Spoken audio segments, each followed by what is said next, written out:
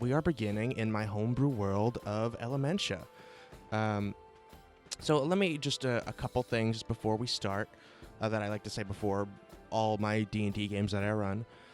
Number one, we're all learning, so if somebody has a question, please ask. Always ask, what you can do if you're able to do things. I'm always happy to answer those questions and, adjudicate things according to the rules as I know them. So if anyone does have any questions, though, let me answer first. If I don't know, I will ask you guys as a group, because I know some of you are pretty experienced with D&D, so you might know answers that I don't. But in general, just be patient and kind. I probably don't have to worry about that with you guys, but I just like to say it every time, no matter what. And in case anything ever happens that makes anyone uncomfortable, you can always just request a pause. You can either PM me or just say it out loud, hey, can we pause? And then we can either rewind and redo whatever is making you uncomfortable or fast forward through it. I don't think that happens. I'm usually pretty good at avoiding any sensitive material, but there is some sexual stuff and references, mostly just jokes and things. But just in case if we verge on any territory that is mentally harmful for you, just feel free to use those tools. Pause, rewind, fast forward is the vocabulary I like to use, and that's about it. So where we begin our story with our four adventurers is in the continent of Elementia, in the town of Dirton. You each made your way to Dirton for a variety of reasons, but primarily because it was recommended to you by your mutual friend, Rich Truetree. Dirton is an interesting place because it is the farthest town to the north in the Dirt Plains, and it is the closest to the Fey Forest. So for that reason, it is also a great place for freelance adventurers like yourself. The way that adventuring works in this society is that there are different chapters of what's called the Continental Army. I know this is stuff that you guys probably know because it was in the Google Doc that I sent you, but just in case, to recap, every different city, every recognized city, I should say, has an established chapter of the Continental Army. So for Dirton, it's called the Dirton Continental Army. However, each chapter is different according to the noble that is in charge of it. So essentially, whoever owns the most property of a given city or town, they are given the title of the noble of that place, and they are put in charge of mustering the militia, mustering that chapter of the Continental Army.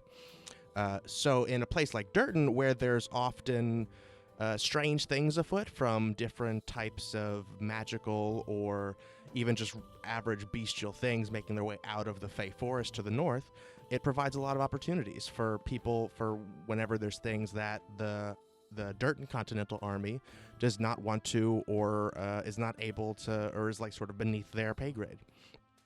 Which makes it sort of a very good place for you. But it's also a popular travel town just because there are a lot of swords there. There is a renowned artificer named Dr. Bolt, who is able to enchant items at an incredibly low rate compared to where you can usually buy magical items. And it's also on the way to the capital city in the Dirt Plains of Bolderon. And it's just there's a lot of thoroughfare. There's a lot of commerce happening. So while the stagnant population is probably only about maybe 500, it often fluctuates to over 1,000 due to all the people that are coming through there.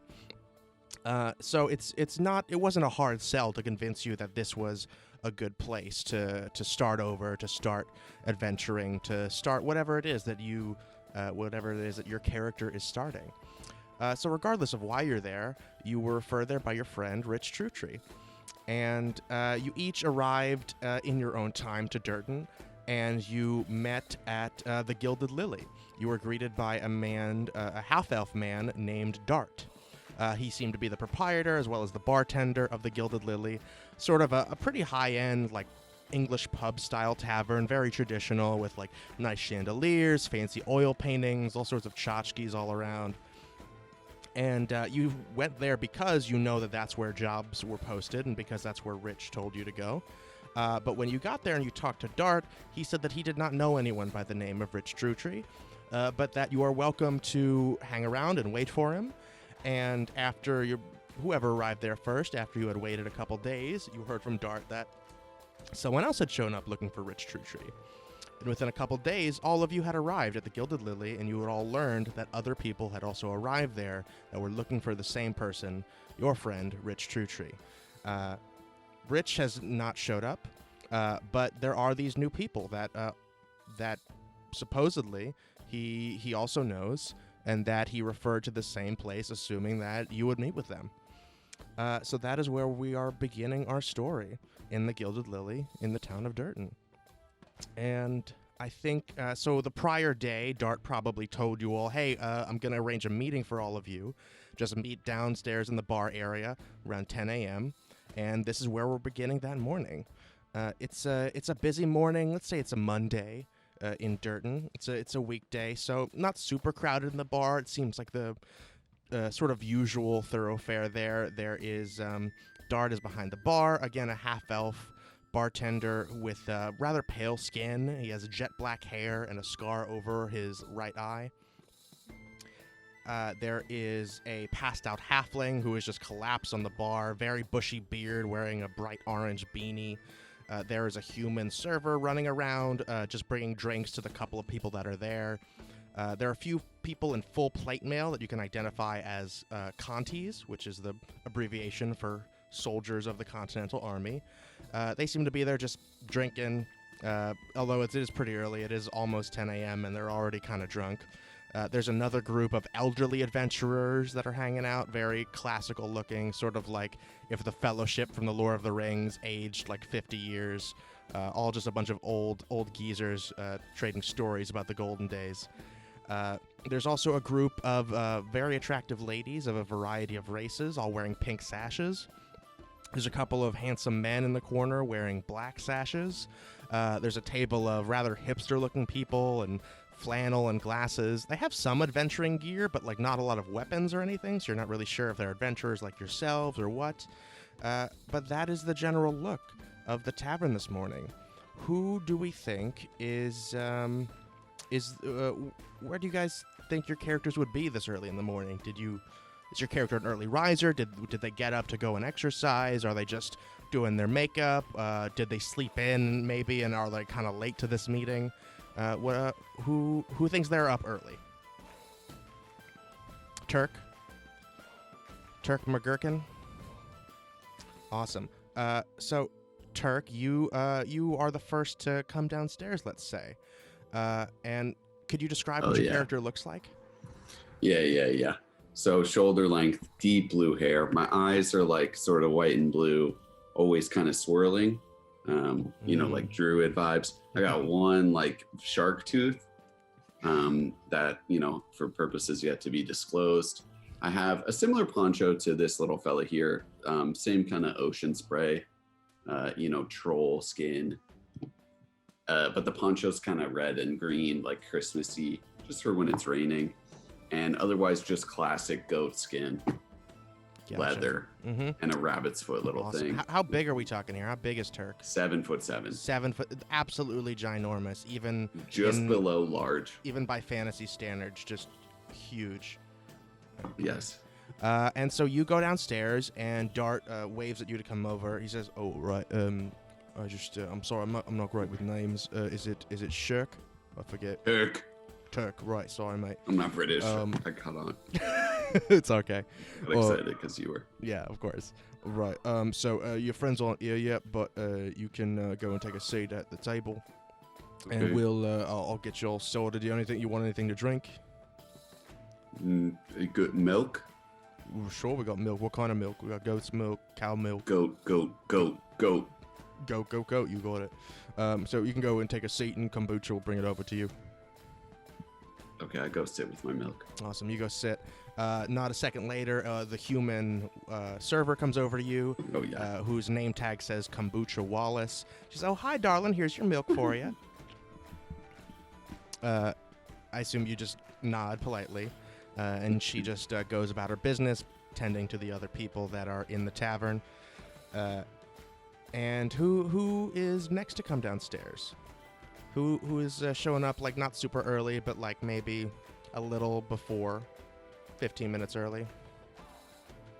Well, after doing all of my makeup and Attending to all of my little dreams. I'd like to go downstairs and see what those fine young gentlemen in the corner.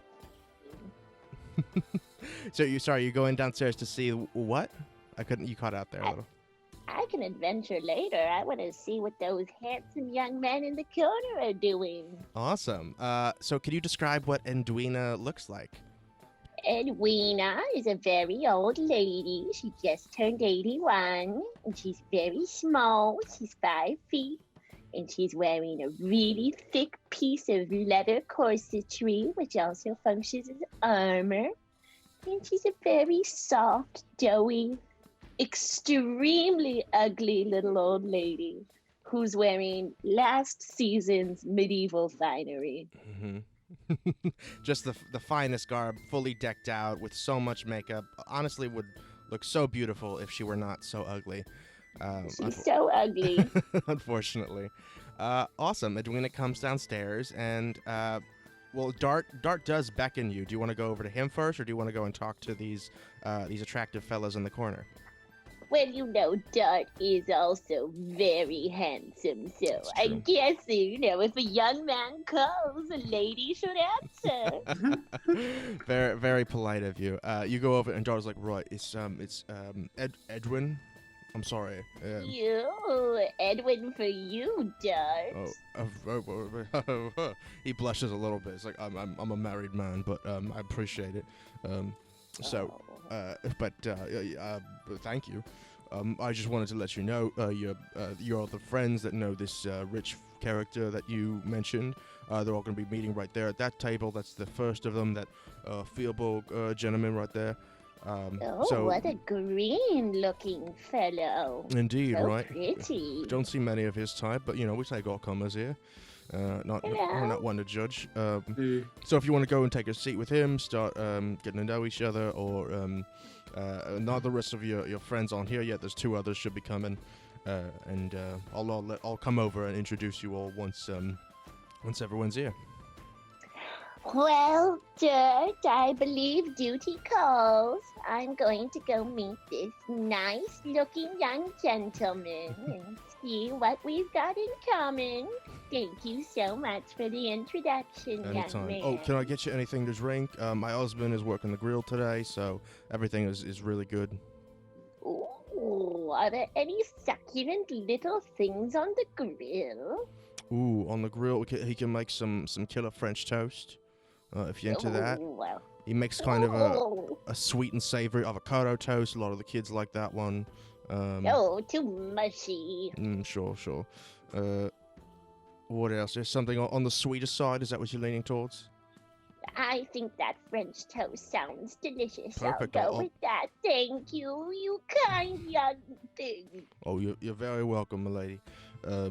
So I'll put that order in for you myself. I'll bring it right over. She gives him a hefty wink. He blushes and just kind of puts his head down. But he darts away real quick and comes back after presumably putting your order in. And Edwina goes to take a seat with Turk. Next, who's next? Who wants to come downstairs? Like maybe just like five before your scheduled meeting time. Anyone? Beryl or Karen? Or do you guys want to be late? Come down. Okay, Karen. So could you describe what Karen looks like? What do they see coming down the steps? So Karen is middle-aged, but on the old side of middle-aged, I'd say. Mm-hmm. They're about 6 foot flat, about 6'1" on a good day. Imagine a pretty stout person, barrel-chested like an old sailor or a strongman type. They have light brown skin, sun-worn skin, I would say, a lot of lines and wrinkles. Mm-hmm. They have jet black hair with kind of a mixed texture, so it's either super, super straight or very, very curly, depending on the day. And they're wearing a dark, almost eggplant-colored robe and a broad black-brimmed hat with a stiff brim out to about here on their shoulders. Indeed. How tall is Karen? About 6 foot. About 6 foot. Okay, average. Pretty well, a little tall for a man. Average. Yeah. You see this brilliantly adorned in the most beautiful purple in a traditional type of monkish type robe coming down the stairs, and Dart also summons him over. It's like, or is it? I'm sorry, is it Karen? Is that right? Yeah. It's Karen, yeah. Karen. So with a D, Karen. With a D. It's With a not D. Karen. Yeah, with a D. Oh, You I'm gotta sorry. sink your teeth into the D. In the Karen, is that right? Better, Okay, I better. got it. Thank you. Yeah, no worries. So we just wanted to let you know, it's your other friends, your mutual acquaintances, who also know this rich fella, are all seated right there. I think we're waiting on one more to show up, but I'll come and introduce you all once the last one's there. If you want to go and get seated, do you want anything to eat? My husband's working the grill, so everything is great today. Or I can just make you a drink if that's what you prefer. Could I just get some hot water, please? I'll make my own tea. You don't want a tea bag or lemon or anything with that? Oh, sure. No, I'm okay. I have my own. Just water, please. All right, sure. As you wish. Thank Kombucha you. will bring that over real quick for you. All right. Karen takes a seat as well. And last but not least, when do we think Beryl comes downstairs? Beryl comes downstairs right on time. Okay, right exactly at 10 o'clock. Exactly at 10. Awesome. What does everybody see as Beryl comes downstairs? What does she look like? Beryl's got like a nice leather corset on, sort of like a bra girl, like leather pants and a great battle axe. I'm a super cool chick that knows how to blacksmith, so I'm coming down, on my own time, right at 10, ready for the meeting. Ready for to the start meeting. day. Indeed. And one of the more noticeable things about Beryl, unless she has taken some means to disguise this, is she has the glowing eyes of an Aasimar. True. True. And the other sort of relatively angelic, sort of glowing features that all Aasimar have. Indeed. So once again, Dart summons you over. He sort of just like gestures and waves at you, while you're probably trying to look too cool for school, I imagine. It's like, is it Barry? Is it? My friends call me Barry. Oh, I'm sorry. I didn't mean to. You can call me Beryl. Beryl, I apologize. I didn't mean to be so familiar. It's I fine. just forgot. So all your friends or your mutual acquaintances are here. If you want to go and take a seat, can I get you anything to eat or to drink? Just tap water. Tap water, sure, you got it. He goes over to the sink behind him, gets you some tap water. He's like, here, I'll just walk you over because you're all here now, so I can introduce you. And he walks you over to the table. He pulls out a chair for you, very polite. Great. While we chat on the way over, can I make small talk, ask him about his job, and just see if he's satisfied as, a worker, if he needs to join a union, or if I could, kind of... Sure, what do you want to ask him? So, comrade, Boy, yeah. how is the wealth inequality in these parts?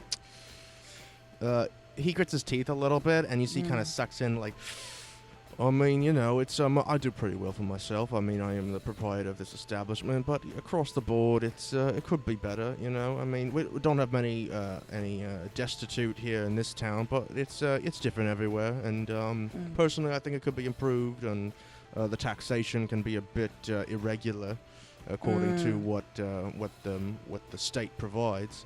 But otherwise, it's I don't like to rub any feathers, as a business owner. I can't really be on the wrong side of the law, if you know what I'm saying. Those days are behind me.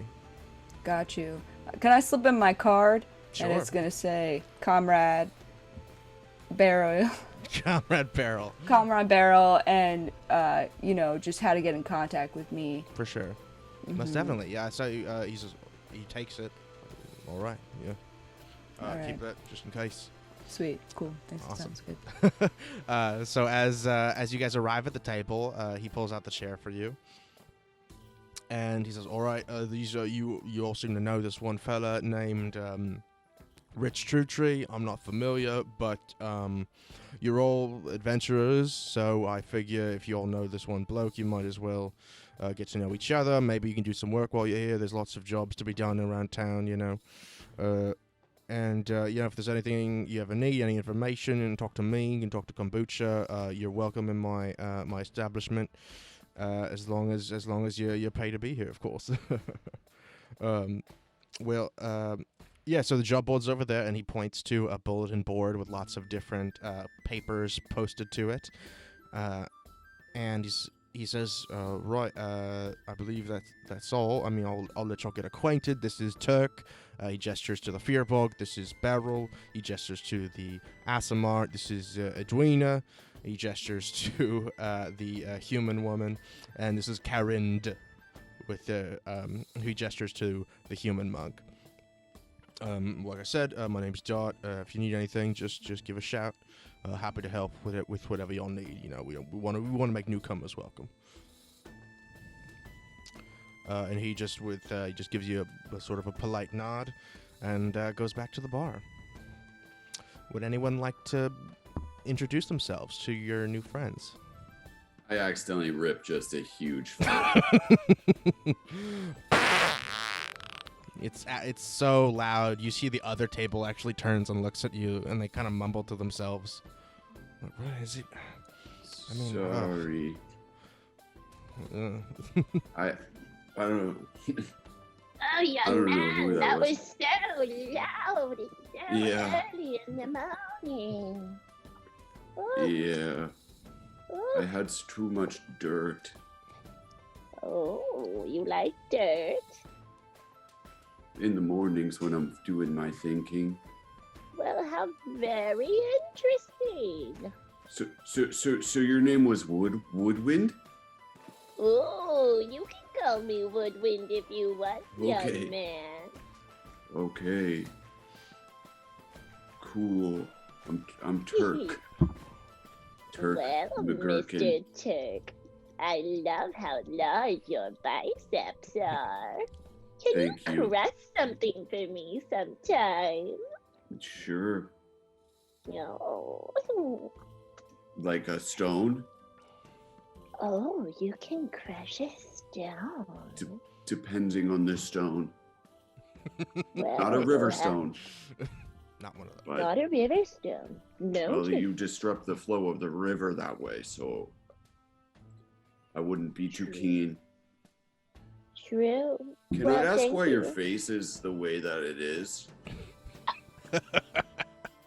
By what do you mean, Mr. It's- Turk?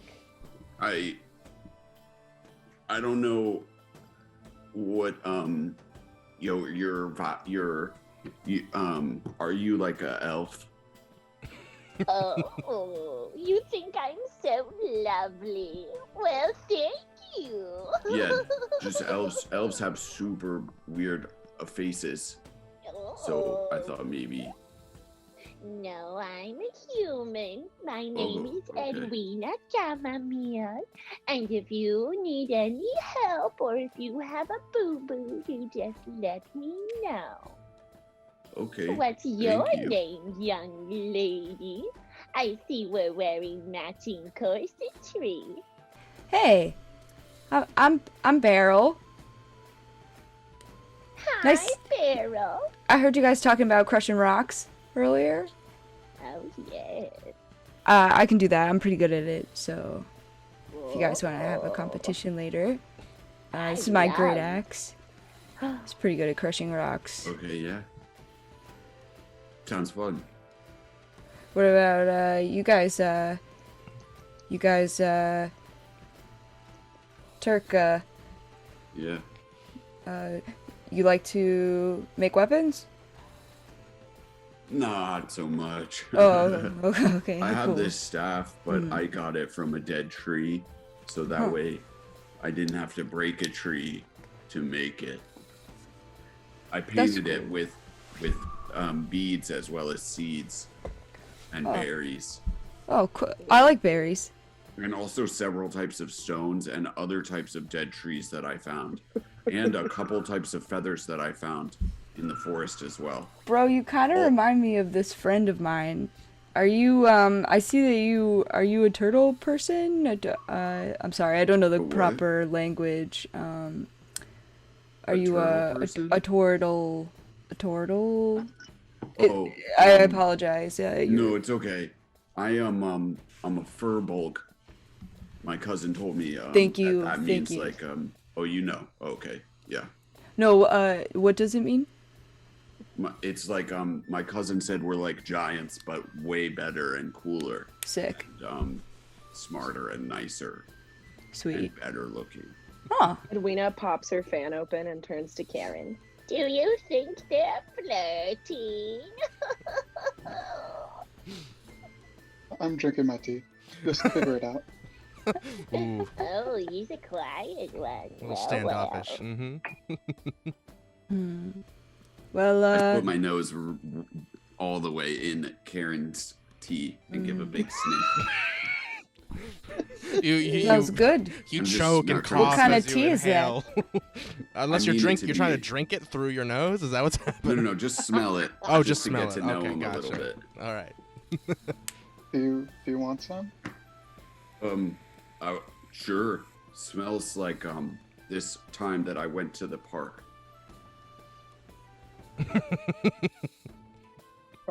Okay, yeah, I'll get you a coffee. Hang on. Thanks. I actually have something to say really quick that I forgot to say. Let me just pull up Discord real quick. Sorry, 1 second. Metagaming. No, it's okay.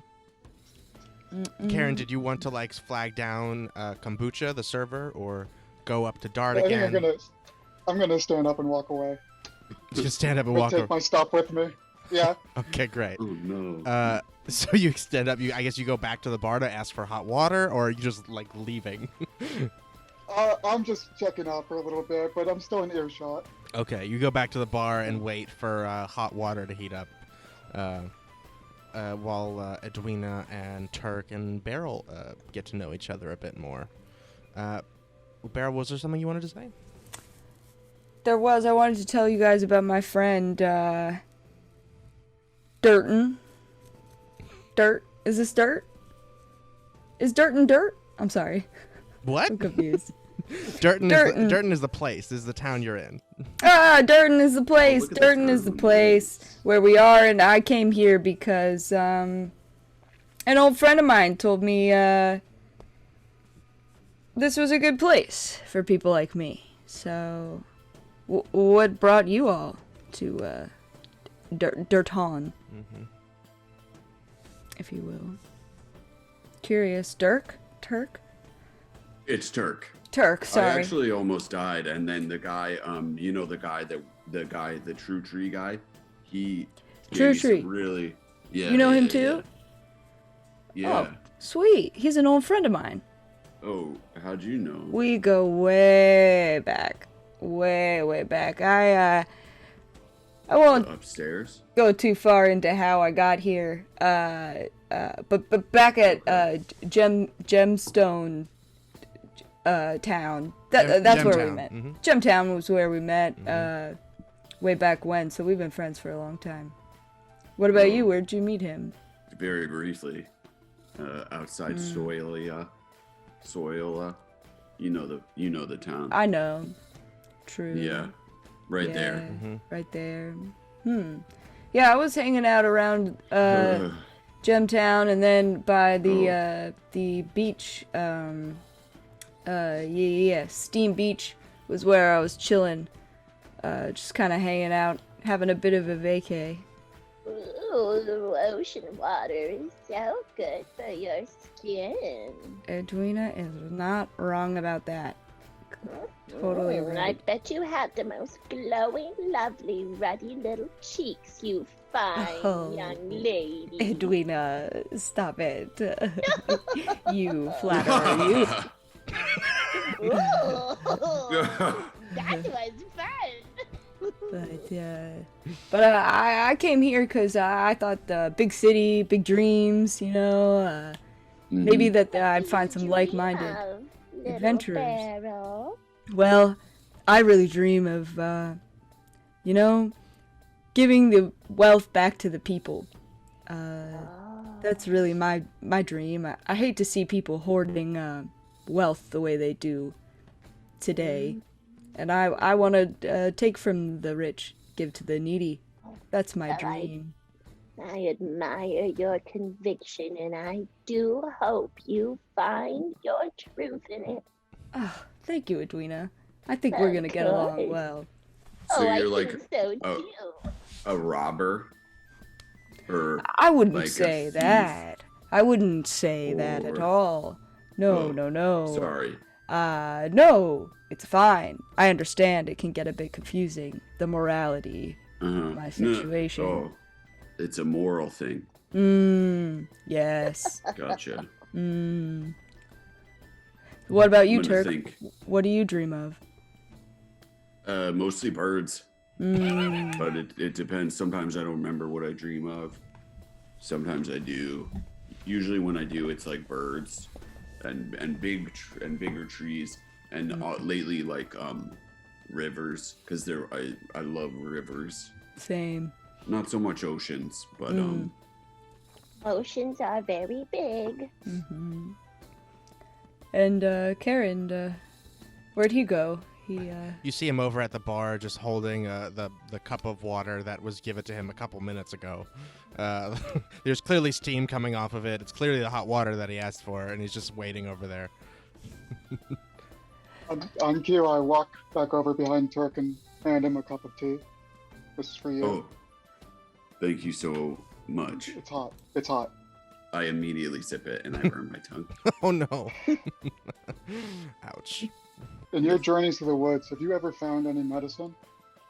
Any medicine? Yeah. Anything well, you can think of? yeah, like a really good moss makes me feel better. I found. How does it make it feel better? Well, you gotta mix it. You know, if you got wet moss and you have a headache, helps. But otherwise, moss, and you can make it with some.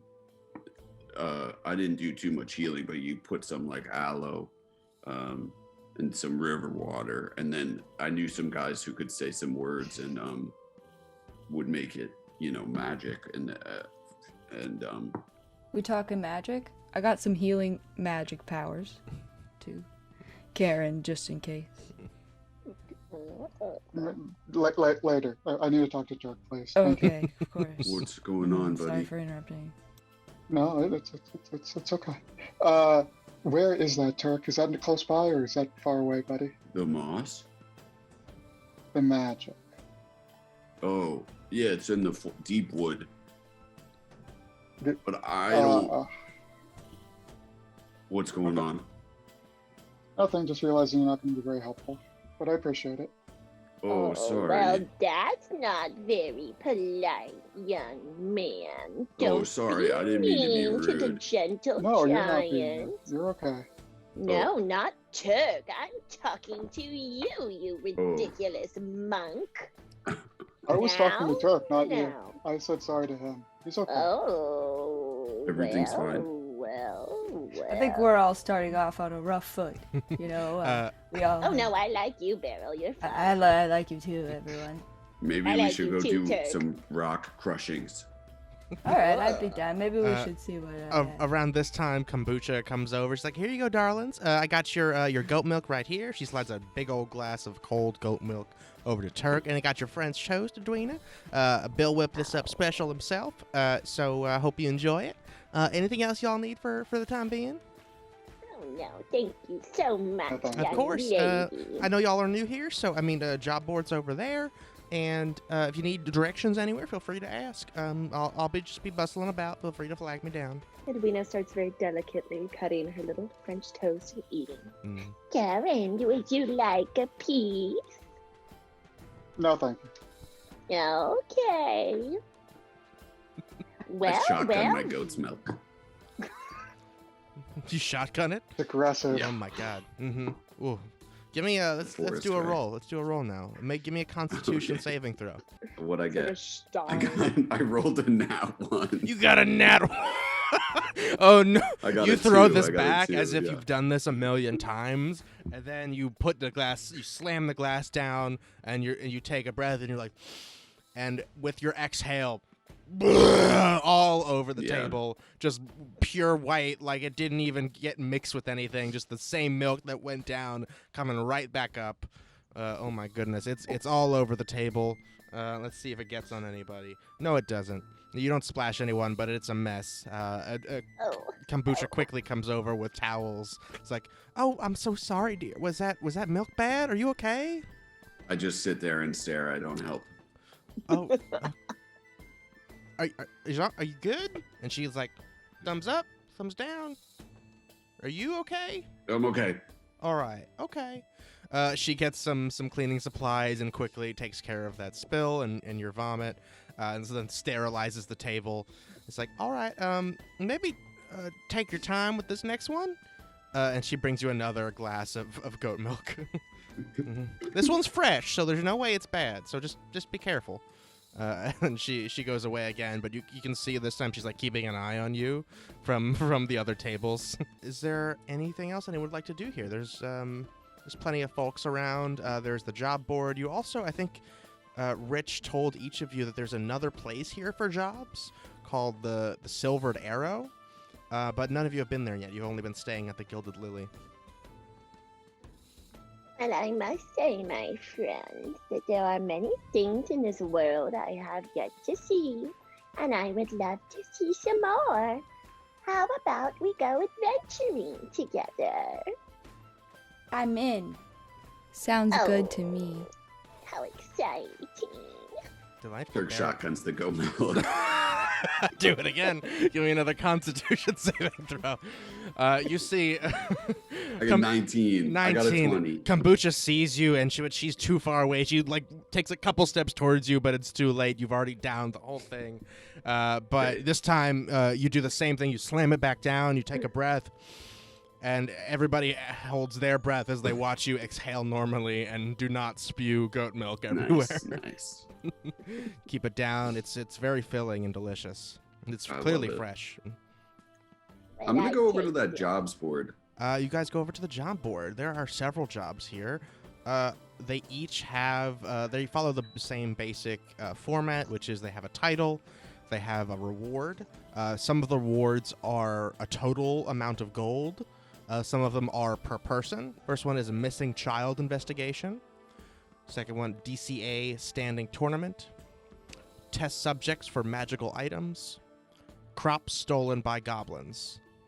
Beryl is gonna say that crops stolen by goblins is jumping out to me and what I'm interested in. Anybody else like one on the board? Want to hear more?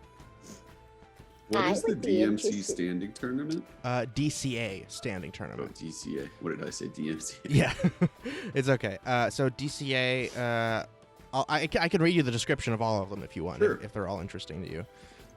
Please. Starting with the DCA standing tournament, it's 50 gold per person, plus you are allowed to gamble your winnings. The contact name is Big Dale. Details say a standing tournament hosted by the Dirton Continental Army. There are 3 events, a melee competition, an archery competition, and a, in quotes, dirty horse race. Groups can enter as individuals or teams. The DCA will nominate its champions who will compete against the challengers. Whoever wins 2 out of 3 of the games gets the reward. And the crop stolen by goblins. This one lists 50 gold pieces total. The contact is someone named Andrew Farmer. And the details say, a bunch of goblins stole a whole lot of our crops yesterday. We need help hunting them down and getting our property back. Could I hear about the missing child, please? Oh, of course. The reward for the missing child is 100 gold pieces total. Contact is a woman named Margaret Dilby.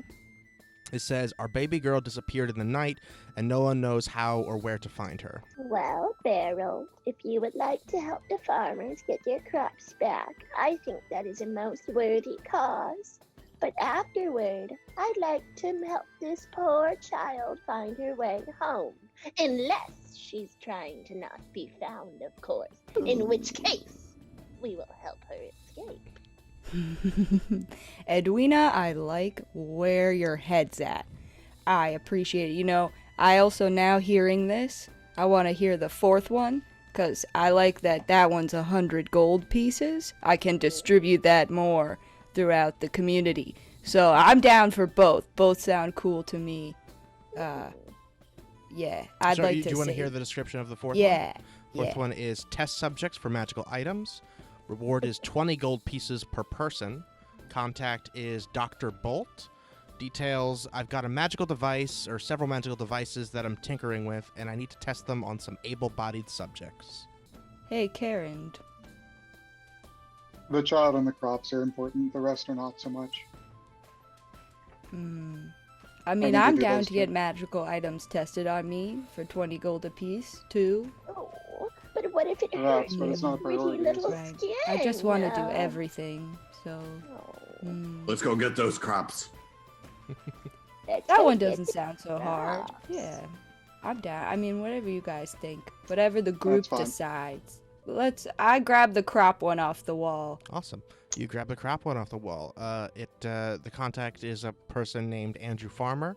This one pays 50 gold pieces total. So that would be split 4 ways, is like 12 or so per person. So you don't know who Andrew Farmer is. You assume he's a farmer.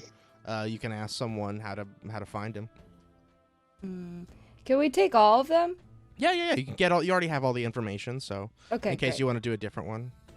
Grab them all while we're here. Yeah. mhm. All right, The one that you know where it is the DCA standing tournament, because you pass this large compound over here in the northeast quadrant of town. It's called the Butcherson compound because Lord Butcherson is the noble of this town, and he musters the Dirton Continental Army. So you can presume that the tournament will take place somewhere around there. Sick. And we are in relation to there. How You are far at number away? 1, right in the center of town. Should we ask that lovely waitress if she might know where Andrew lives? Sounds good. Kombucha? Oh yes, darling. What can I get? Y'all need something? Hey, we were wondering, do you know anybody named Andrew Farmer? Oh, of course. Yeah, he farms. He's got chickens and corn mostly, I think. He's over in. I think he's in the south part of town. Nice. And what about these other? Can I show her the other job postings and ask her what parts of town? Oh, everything sure. is? And she'll just go through. So, Margaret Delby, she lives in the north. She's one of the first house on the right when you're going to the north of town, all those farms, which is 13A here. Dr. Bolt lives off the road a bit, but he's also in the north of town. His compound is number 5 over here. And what's that? The DCA is obviously, you go talk to Big Dale at the compound. Just tell him you're looking for Big Dale, and they'll let you in to talk about the job. And Andrew Farmer, I'm sorry, he's actually in the west part of town, 26 over here. Thank you so much. You're very welcome. Is there any information we should know that we're not asking about? About them. That you've heard around town. Well, I mean, Margaret is a very We're nice new. lady. I don't know what happened to their baby girl. We're all kind of torn up about it. We don't know. Child abduction is not something common in these parts, so that's something we're all worried about. And she was just a baby, like less than a year old. Baby. Yeah.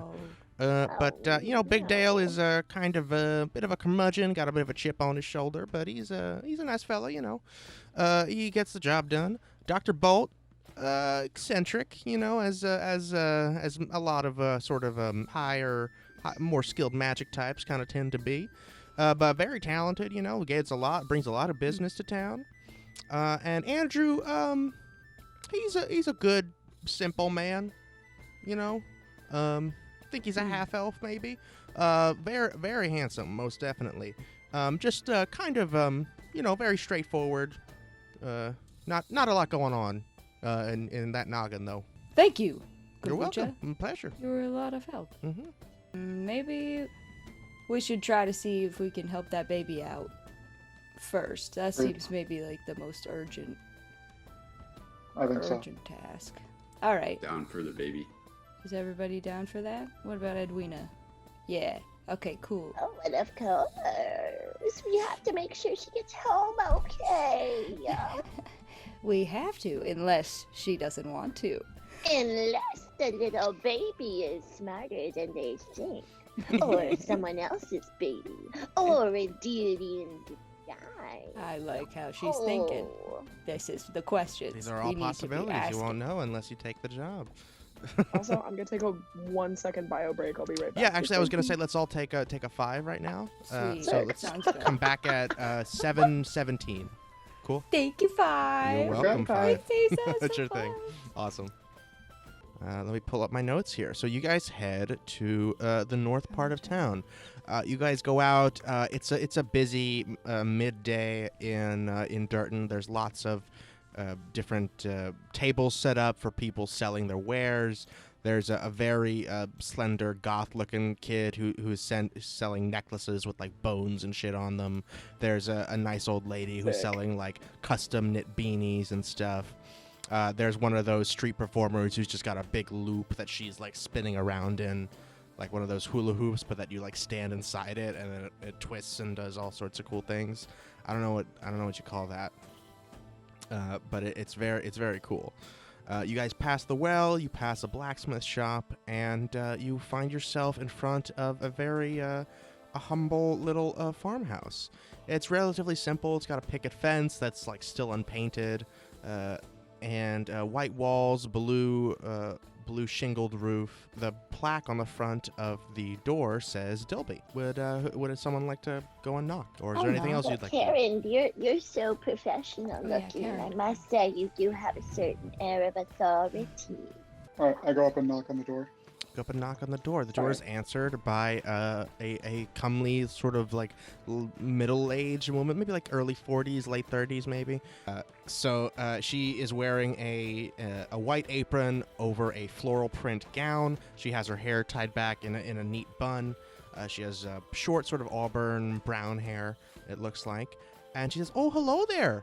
What can I do for you? You guys here? Hi. Are you guys here to help? Look for Ricky?" Yeah, yeah, we'd like to, I think. Can we talk more about it? Oh, of course. Yes. Here, please come on in. She opens the door Okay. for you. Would everybody like to enter? Yeah, I'd like to go in. Awesome. You go in. It's a very quaint, like clearly a single-family home. The majority of the house is the common area, which is sort of a dining room / living room sort of arrangement with a kitchenette along the right wall. And the first thing that you are confronted by as soon as you walk in is over in the corner of this common area is a big burly man with a blonde beard. He's wearing a canvas jacket, a white t-shirt, and jeans, just sobbing his eyes out. Just absolutely like, "Oh, my girl, my baby girl." But I Just would like to. crying so much. I would like to go and comfort him, and I think that these 3 strapping individuals, I think you 3 will do a good job of getting information, but I'd like to hold this gentleman's hand and, give him a little pat on the back and make sure he's okay, which I know he's not, Mhm. but, Awesome. Are you saying anything, or are you just sort of reaching out a comforting hand? Oh, I'm just going to pat him on the head and on the shoulder and Mhm. just say, there. He says, "Thank you. Oh, you're so kind. Oh, you can't live without my girl, my baby girl." Just between sobs, just really ugly crying. Meanwhile, the woman who introduced herself as Margaret is sort of is just kind of standing there, like kind of stoically, just staring into the middle distance. Could I do a perception check to see if I notice anything off or strange about the cottage? Yeah, about the cottage or about the people? Let's do the cottage. All right, cool. Yeah, give me a perception check. And that is a 9. A 9. Yeah, it looks relatively well kept, you do see evidence that a child lives there. Like, there's some spills and stuff from a seat, like a high chair seat at the dining table and that kind of thing. There's some very cute refrigerator magnets and some cute drawings pinned to the refrigerator. But that's the only thing that jumps out at you. Nothing super suspicious in this room. So Margaret, Okay. after she sort of, she's like, sorry, I just zoned out there for a second. If you'd like, I can show you into the nursery, and I can give you the basic lowdown of what happened. Sure. Okay, please, if you'll follow me. She leads you down the hallway, so past the kitchen. On the left is the master bedroom. You can see because the door is open. Across from that is the single large bathroom. And a little further down the hall is a nursery. You have to take a step down into the nursery. And as you're walking, she says, okay, so here's what happened. So every 2 weeks on Fridays around 7 p.m., we have a dinner party. And we put Ricky to bed around 8 p.m. We did introduce her to everybody because Gandriel asked to see her. Gandriel's one of our guests at the dinner party, and so everybody got to see her, and they played with her a little bit. It was a really good time, and so we checked on her, and then we went to bed around 10 p.m. But all our guests went over to Gandriel's house around 9 p.m. because we're a little older than them, and so we had to get to bed, but they still wanted to stay up and hang out and all that. But so we slept super well, and that's the kind of the strange part is we didn't hear a thing the whole night, and we woke up at 7 a.m. and she was gone. The thing is, she screams anytime anyone other than Richard and I hold her. So we don't understand how anyone could have taken her without us hearing it. And so the Contis came this morning, earlier today, and they did a whole investigation, and they asked around, and apparently our neighbor, Mr. Seaberry, said he saw a goblin early this morning, or like late last night, scampering down the road. And the Conti said they found a goblin footprint somewhere, so they assume that it's like some kind of goblin just stole our baby. But if anyone had touched our baby, let alone like a goblin, she would have screamed. That's her thing. She's done that since she was born, at least. And so we don't know. We don't think it could have just been any goblin. And also, why would a goblin want our baby girl? It's just very strange. And because they had this evidence that it was a goblin, they were like, well, there's nothing we can do because it got into the forest. So they just let us post it for adventurers like yourselves to try and help us out because they said there was nothing else they could do. That's all they said. Pretty much. They said, well, I mean, if it's a goblin and if it got into the forest, then it's gone, and they don't go into the forest because it's dangerous and it's sort of like out of their jurisdiction, So they seem pretty sure that it was a goblin. But again, that doesn't make sense to me. So that's why we wanted to see if anybody else could look into it, maybe find out some more information. And I wanna last do night, a the people you had perception over, check. Oops, sorry. Sorry, what do you want to do? Should I go or do you want to go? You go. You were Yeah, what were you responding. saying, Karen? Last night, the folks you had over were all close family friends, people acquainted with your children. No, they were just our neighbors here. So there was Morpheus, Gandriel, and the Mercers. And you said they went over to Gandrel's house after they left here? That's right. Around 9 p.m., I think. Where does he live? They live? Gandriel? Oh, she lives across the way there. She's well, across from us is the Mercers, and next to them is Gandriel's house. Gandriel Diggin. Okay, thank you very much. I'll keep looking around for a minute if that's okay. Of course, yes. Here, I'll show you guys all into. Does everybody want to come into the nursery? We haven't touched anything, so it's still like a fresh crime scene, as they say. I think, is that right? Is that what they say? I don't know. I do farming. I'm not one for crime. I want to do a perception check as well. +3 is an 8. And so you guys are still in the hallway at this point. She's leading you into the nursery. They're Oh. Okay. Yeah, you don't notice much. Very simple house. A little dirty, but like when you have a baby, it's harder to clean. Can I roll a perception check too? What are you looking for? If they're hiding something from us. Oh, so that's an insight check. Okay, insight. Thank you. Mhm. 11. All right, and 11. Yeah, it's the dad seems really distraught. Margaret seems like she's kind of just putting on a brave face, but you can tell by how much she's zoning out that she's like really not all there with it. She's also sort of suffering internally, but not really showing it. That's about all you can tell. They don't seem to be dishonest. All right, so he leads you into here, and so how this is gonna work. This is clearly a mystery kind of encounter, an investigation. I'm gonna describe everything that you see in the room, and then if you want to look closer at something, you can tell me what you want to look at, and I'll either have you do a perception or an investigation check, depending on what it is or what you want to find out. Okay? All right. So in the center of the room is a rocking crib underneath a mobile. Along the left side of the room is a changing table and dresser up against the wall, along with a wooden broom leaning up against the far left corner. Along the right side of the room is a cushy love seat and a pile of child's toys on the floor, all scattered about. In the far right corner, probably the most interesting thing you see in the room, is a table pushed up against the corner, right up against both walls. And it's right underneath one of the 4 windows in this room. On top of the table is a overturned wooden toy box, and on top of that is an overturned crate, leading up to a broken window.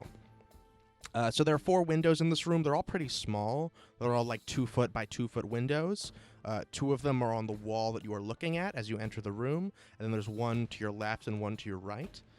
The one on your right looking ahead of you, the one with the stuff stacked up leading up to it, is the only one that's broken. And the majority of the hardwood floor is covered by colorful small rugs.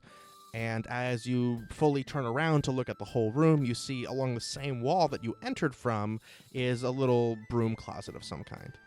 So what would you like to... Margaret. Oh, I'm sorry, GM. Go ahead. Oh, no, I'm sorry. What would you have a question for me, dear?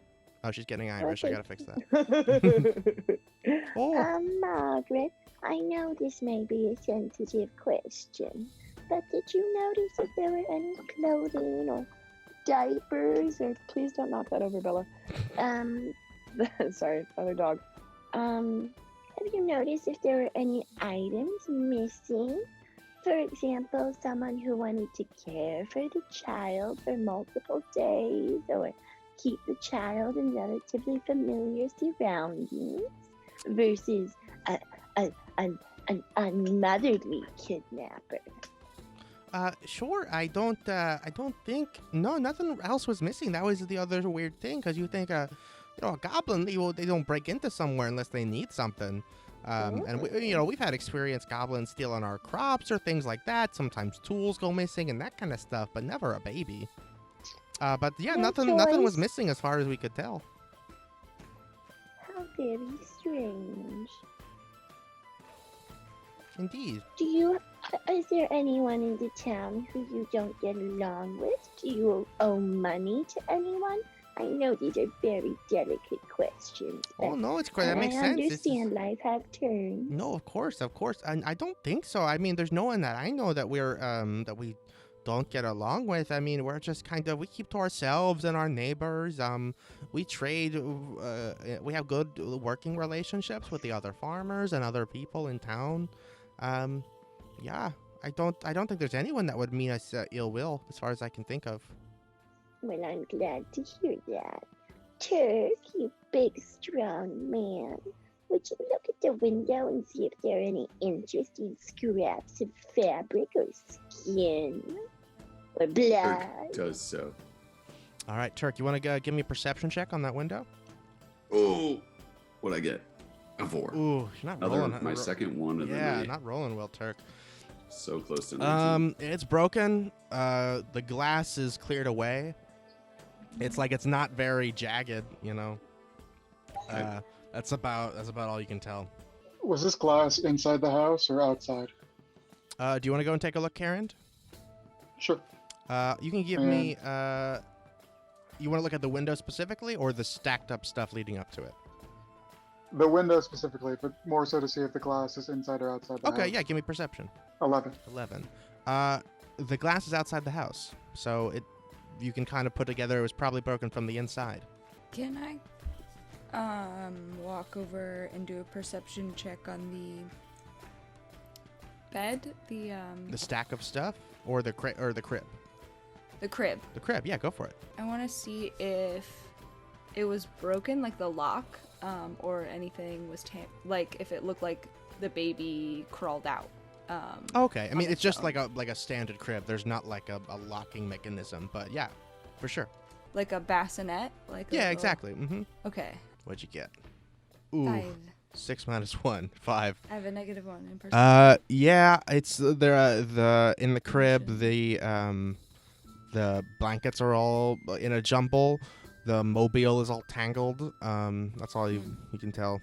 What's going on with the mobile? You want to give me investigation? Yeah. Actually, can I not focus Yeah, you can focus somewhere else on if the you want mobile? to. For sure. But investigation for. Sorry, can you remind me of what else? Oh, of course, yeah. So it's the Also, crib if anyone else wants to. with a mobile on the left side of the room, changing table, dresser, wooden broom. Right side, there's a love seat, big old pile of children's toys. In the corner, underneath the broken window, there's a table. Underneath a toy box, underneath a wooden crate. And Can I look in the toy box? Can I investigate the toy box? for sure, yeah, the stack of stuff. 12. Okay, 13. Not bad. That's better. 13. All right, so you start looking at the toy box. It looks kind of heavy. It's empty. It's got some pretty hand painted pictures on it of just like moon and stars and other planets and stuff. Can I ask if the Mhm. baby had any powers? Do you want to talk to Margaret? Yeah. Maybe, or maybe not yet. Not yet, but Up to you. never mind. I'm gonna make a note. That's just me thinking out loud. Sorry. Sure. Take your time. But yeah, it seems really heavy, and that's you. That's the only thing that there's something weird about that. Dirk tries to pick it up. Turk, you pick it up. Yeah. When you touch it, you see that this stack of things, like as soon as you don't even pick it up that much, you just kind of put your hands on it, and it immediately all topples over. You want to give me an insight check, Turk? Yeah. Yeah. Hopefully this goes better. Mm-hmm. You gotta get a good one in there. Here we go. Oh, there we go. A total of 18. 18, pretty good. So I think it occurs to Turk, Yes. like Turk has a very instinctual level of intelligence, and I think you Yeah. know that like if someone was trying to stack up things like as makeshift stairs, which is kind of what this looks like, you realize that if anyone had tried to walk on this, it would have immediately fallen over. So this was not. Nobody used this to go out that window. Nobody even touched it after the things were stacked up because, like you just found out, if anyone had touched it, it would have fallen over. Okay. I'm gonna say to Edwina, I think maybe they staged, like in a whisper.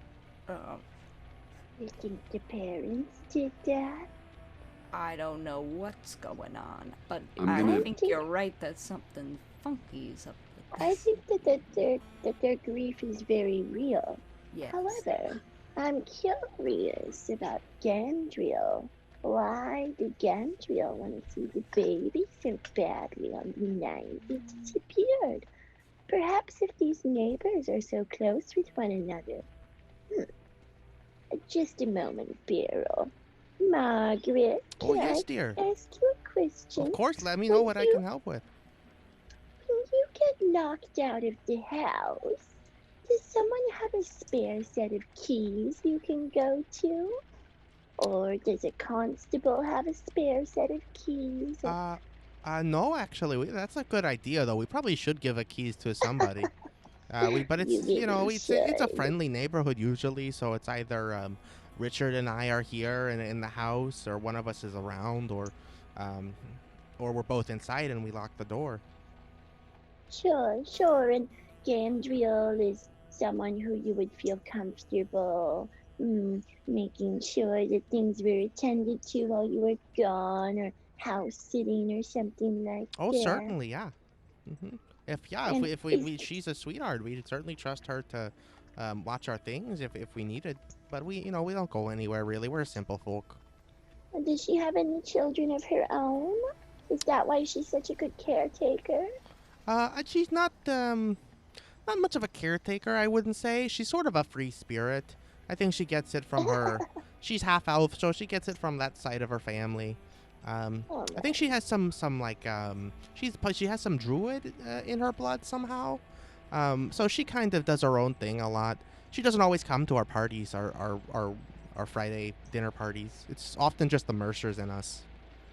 Well, thank you so much, Margaret. I'm gonna go talk to my friends really Of course, let me quickly. know if there's any other questions I can answer. Oh, you too kind. Mhm. Now, Beryl, Karen, and Turk.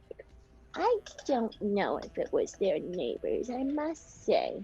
I'd like to go see what was happening outside and see if we can find any footprints or something like that. Good idea.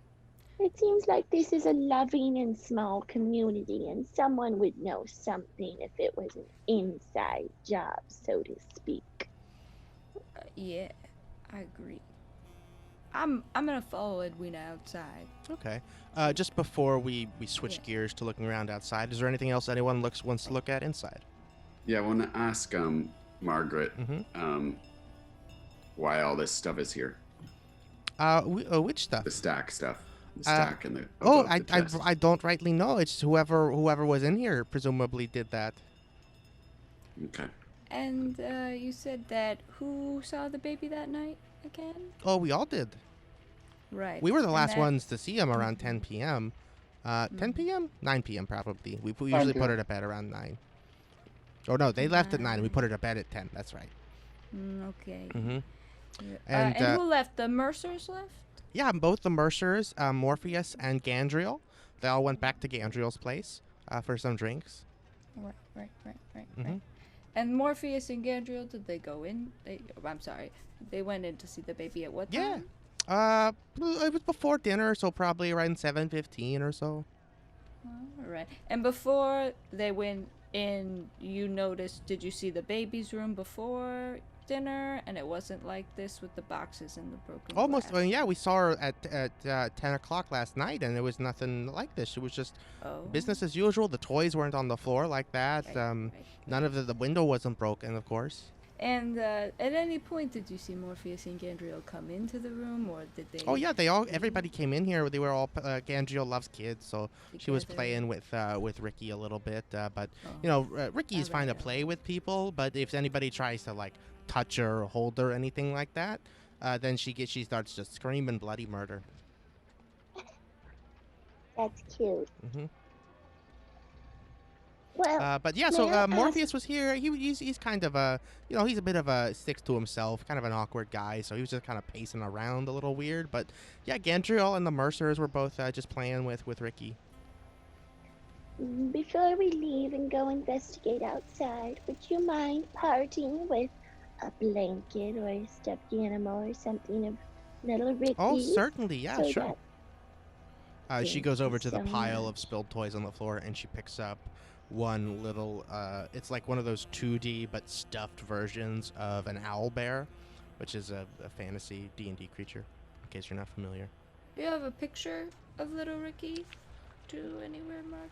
We can take with us? Unfortunately, we don't. She's still just a little baby, and we don't have Right. that kind of technology. Mhm. Sure. Maybe I could. No, all right, never mind.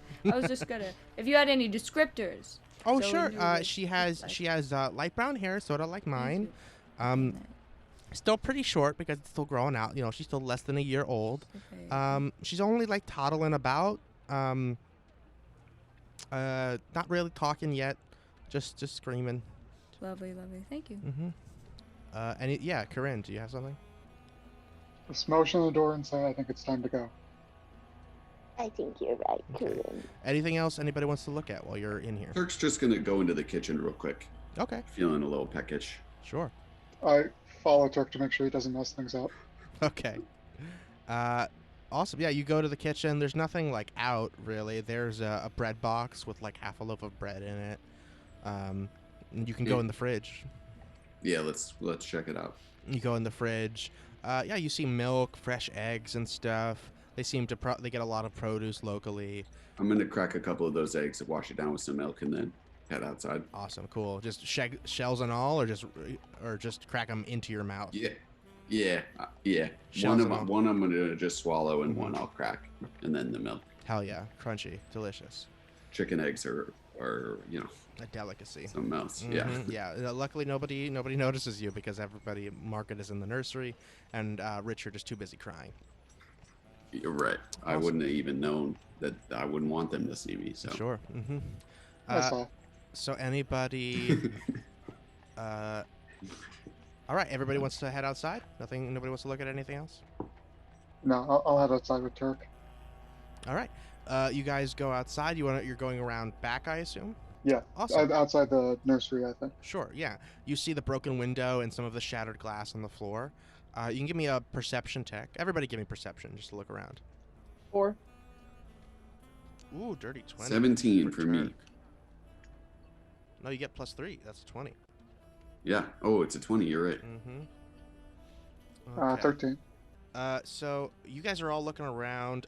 Karen, do you see? There's clearly been a bunch of like human-sized footprints around here.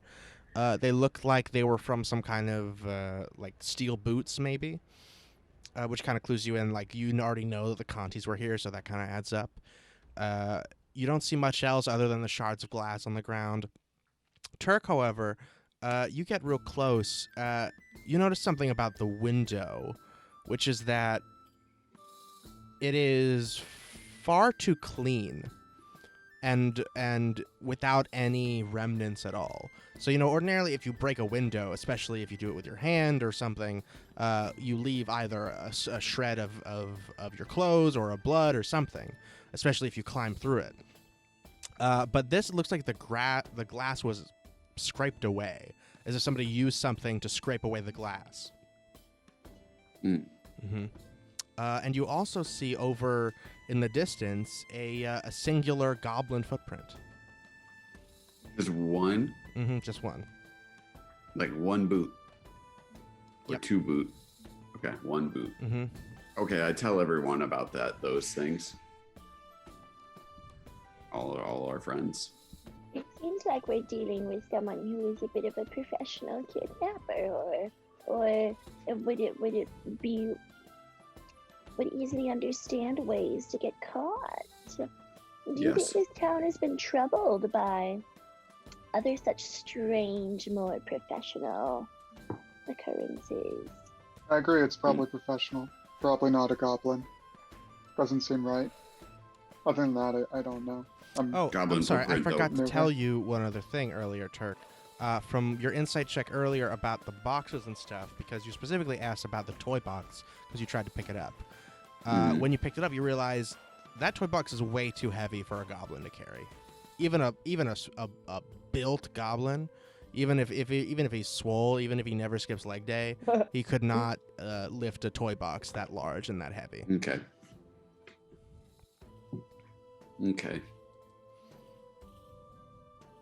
And yeah, that's all you see out here on the outside.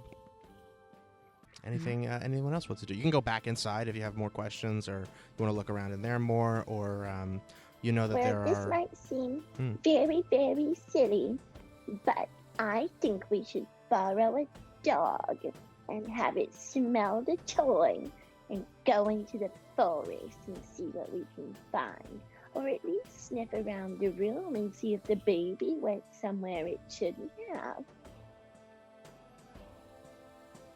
Do you have any Sounds good. indication that a tracker dog exists around these parts?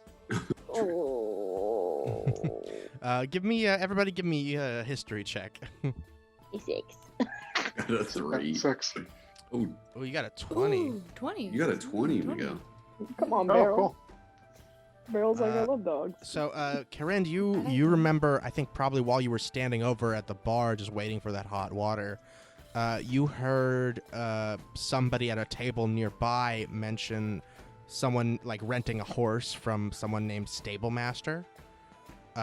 So you assume there's someone named Stablemaster who rents horses. Maybe he would have a dog. I'll share that with the group.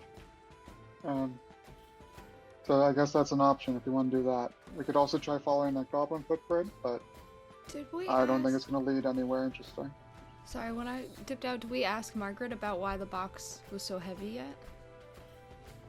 I asked her why it was there, and she said she didn't know. Oh, okay. Thank Yeah, you. she said none of the stuff was there when she went to bed.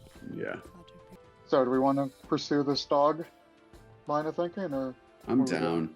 I think either the dog or we could go to the Mercers. Yeah. Yeah, and you I'd guys. be down to interview the neighbors.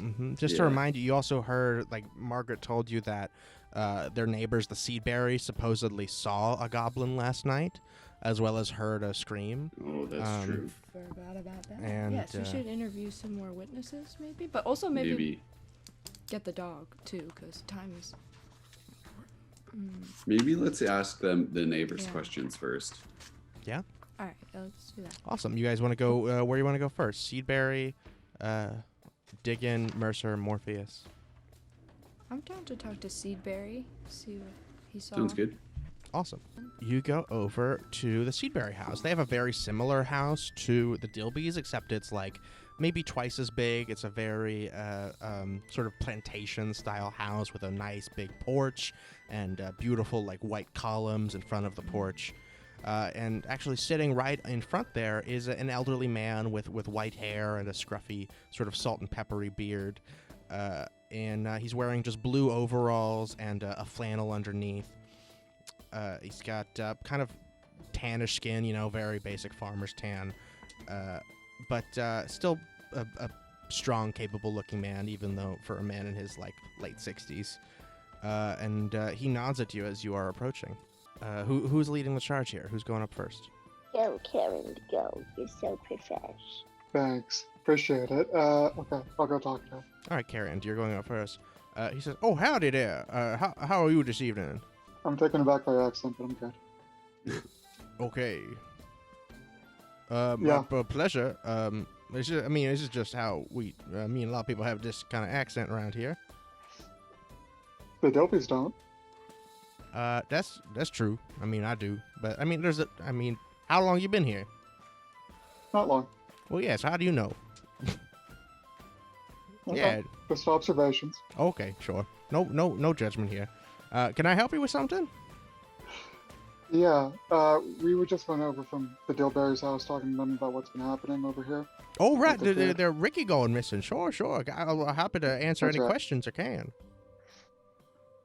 They said you were over there last night. No. We don't go to their. You don't? Yeah, we don't go to their dinner parties anymore. Is there a reason for that?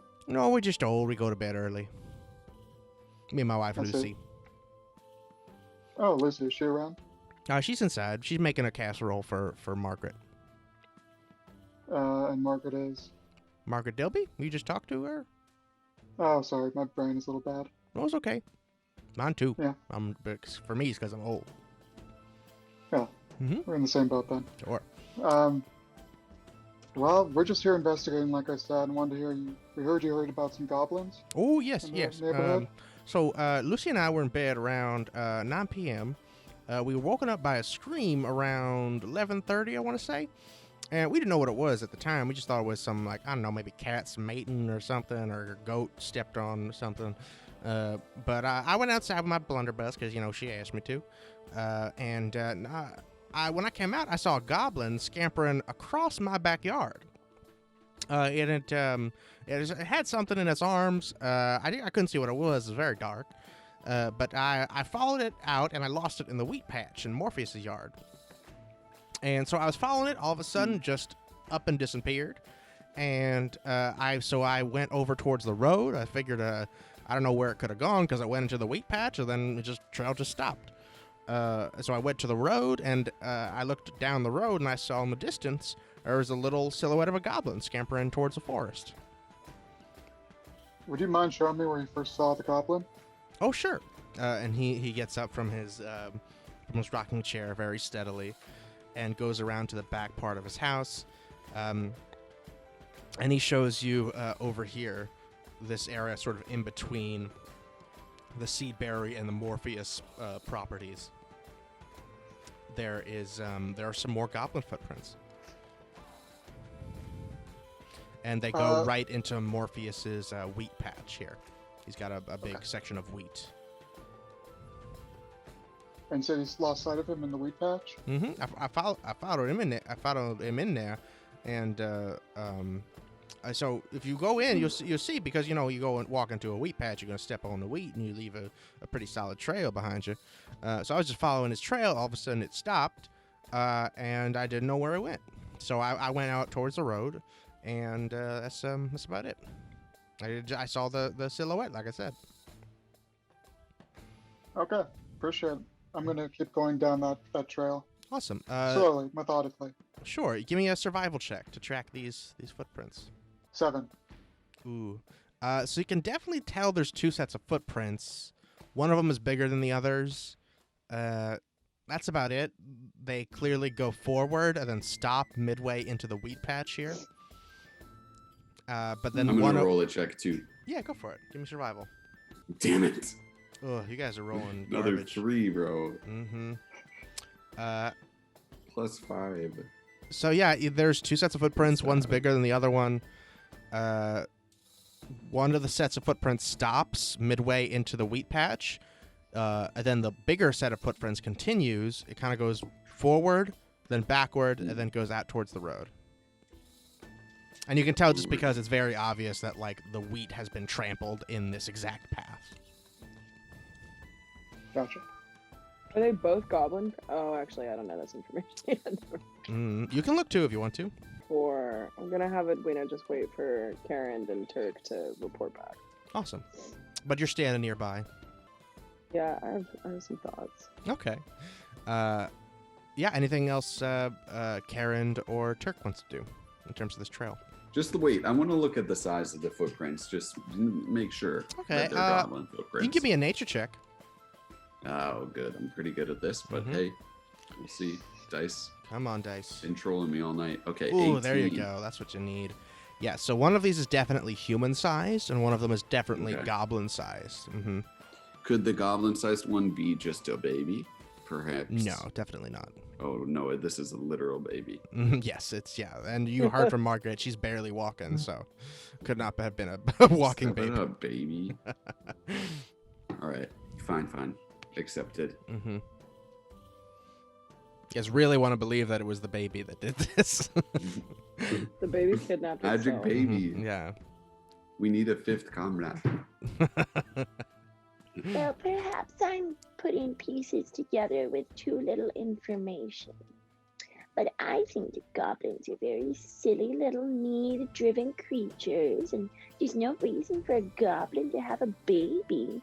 But we do know that someone's crops were stolen by a goblin recently. Perhaps this was the goblin making a little getaway.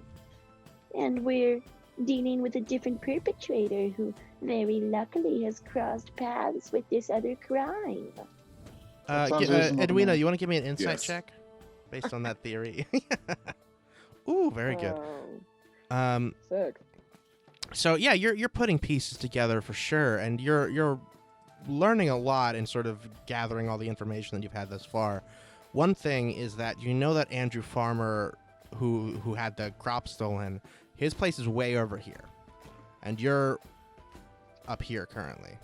So it's very unlikely that if crops were stolen here, they would somehow come all the way around, or would cut through town to come over this way for some reason. Sure. The other thing that's not really adding up is what Margaret said about the screaming, is that their bedroom is right next to Ricky's room, the nursery, and they didn't hear anything. They said they slept extremely well. So I think there's a bit more going on here than that level of like happenstance that these things are that those things would be coinciding, you know. But the Seedberries said that they heard a scream. Mm-hmm. Maybe we should ask them about that. Nelson is still standing near you, just kind of. Okay. Hey, excuse me, Mr. Nelson. Yeah. Mm-hmm. What can you tell me? What kind of yelling you've been heard? Oh yeah, it was just some kind of like scream, but I don't. Again, like I said, it was just we were inside, so it wasn't super clear. But we thought it was some kind of I don't know, an animal or something. But wife made me go and check it out anyway. And yeah, it was just real brief though. It was just like rah, and then went away. Could I do an insight check to see if I can detect if he's lying or not? Sure, yeah, give me insight. Let's go 19. 19. With a 19, you know, he's not lying about this. He's generally representing the details, but there's clearly, just like you see from like the look in his eye, his manner, he's sort of like shifting a bit from foot to foot. Nothing super noticeable, but because you're looking very carefully, you kind of see there's something that he's withholding from you. I get really close to him and I say, Nelson, you give me the facts. You want to give me intimidation? Yeah, Or- not my strong suit. You could but do sure. persuasion, but I don't think that helps you. They're both trash. Let's try intimidation. Come on, dice. Okay, 11. Ooh, 11. Minus 1. You're much bigger than him, and he's just a human man. He's like, well, I mean, I'm just representing things as far as I can remember them. You know, I don't mean to lead y'all astray in any way. I pat him on the vest. Like, as in patting him down, or just like Just pat. just a quick pat. He's like, oh, okay, Yeah. sure. And then I give him one of these. I didn't mean to. If there's anything I did to offend y'all, please let me know. Turk doesn't know what to say. I place a hand on Turk's shoulder and say, calm down. Okay. It's okay. Okay. Yeah. I go walk it off. Yeah, Turk walks it off. This is a great good cop, bad cop going on here. Corinne, do you wanna come in for the alley oop? Listen, sorry about Turk, but we really want to get to the bottom of this thing. So, is there any way you can remember anything else that might have happened? Give me persuasion. I'll do it. I'll let you do it with advantage because Turk set you up so good. Okay. Turk riled him up just a little bit. He wasn't like afraid Nice. enough to blab everything, but 15. 15. Nice. So you see, you place a gentle hand on his shoulder, kind of settling him down after Turk loomed over him so intimidatingly, and he says, "Well, I didn't think it was relevant, but I did see. I saw Morpheus out here last night too. I thought he was just getting back from the party, but I saw him on his back porch. When I came out here looking for the goblin, and I came out towards the road. First thing I saw was Morpheus on his porch. I assumed he had heard the scream too and just came out to look. You know, What time would that have been? a little after 11:30.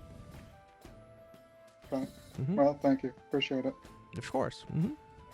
Does it appear like he's gotten a weight off his chest? Like he was just worried about narking on a neighbor or like dragging in someone who might be an innocent? Or does... You can give me an insight check. 13. Yeah, it seems like it's clear that he relaxes after saying that. It seems like that was what was on his mind, but you're not really sure why he would have withheld that.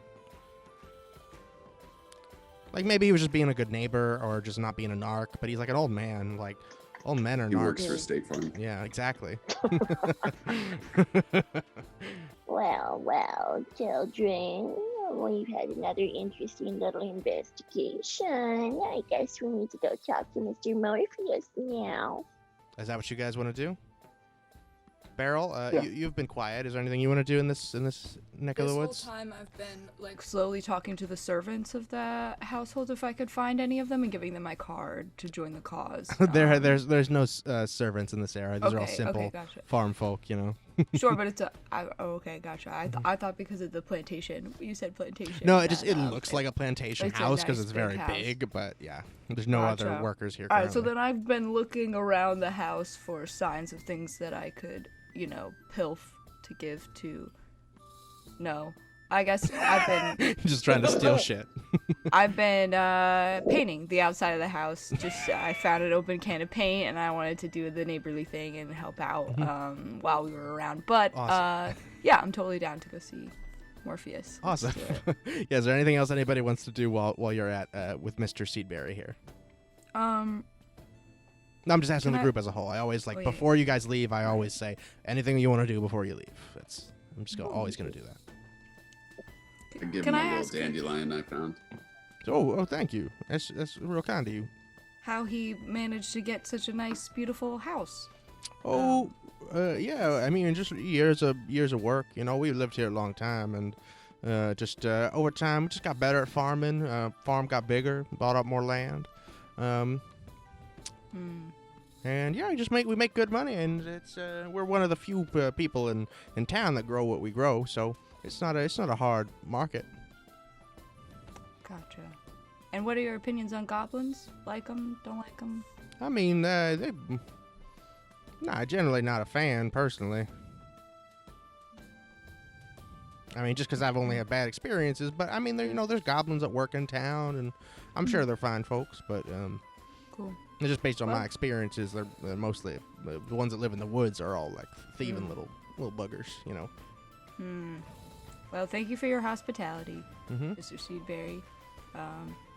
You're welcome. Let us know if you find anything else. For sure.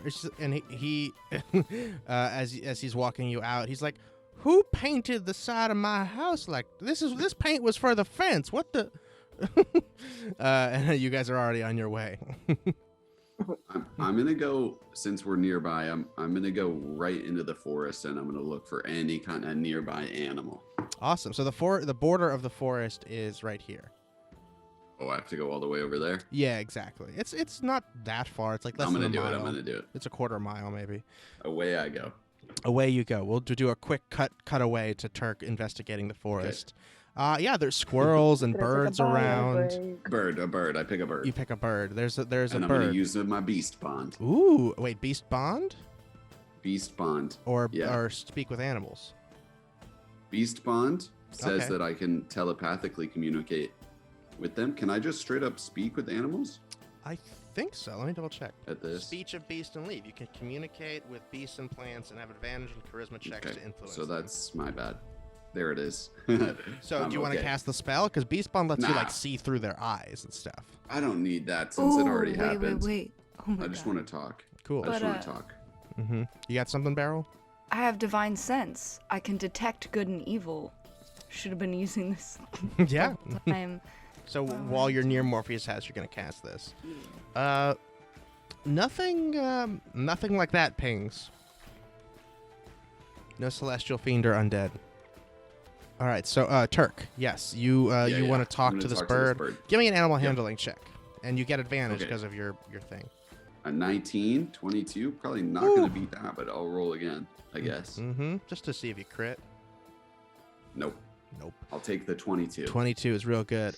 So you see this bird, and you like summon it. It just flies right up to you. It lands on your shoulder. I hold my hand out. Mm-hmm. Okay. Oh, it lands on your hand then. It's like a little, just a regular little robin. So it's like a relatively large bird, but still a bird. I give it a little kiss. It kisses you back. What are you doing with this bird?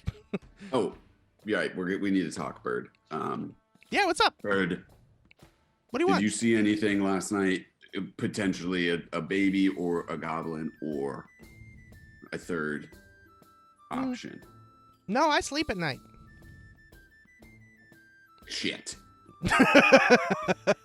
You could ask I don't know, what's awake at night? Like a bat? You know any owls or bats? Yeah, you got any owl or Oh yeah, I know an owl. Bat.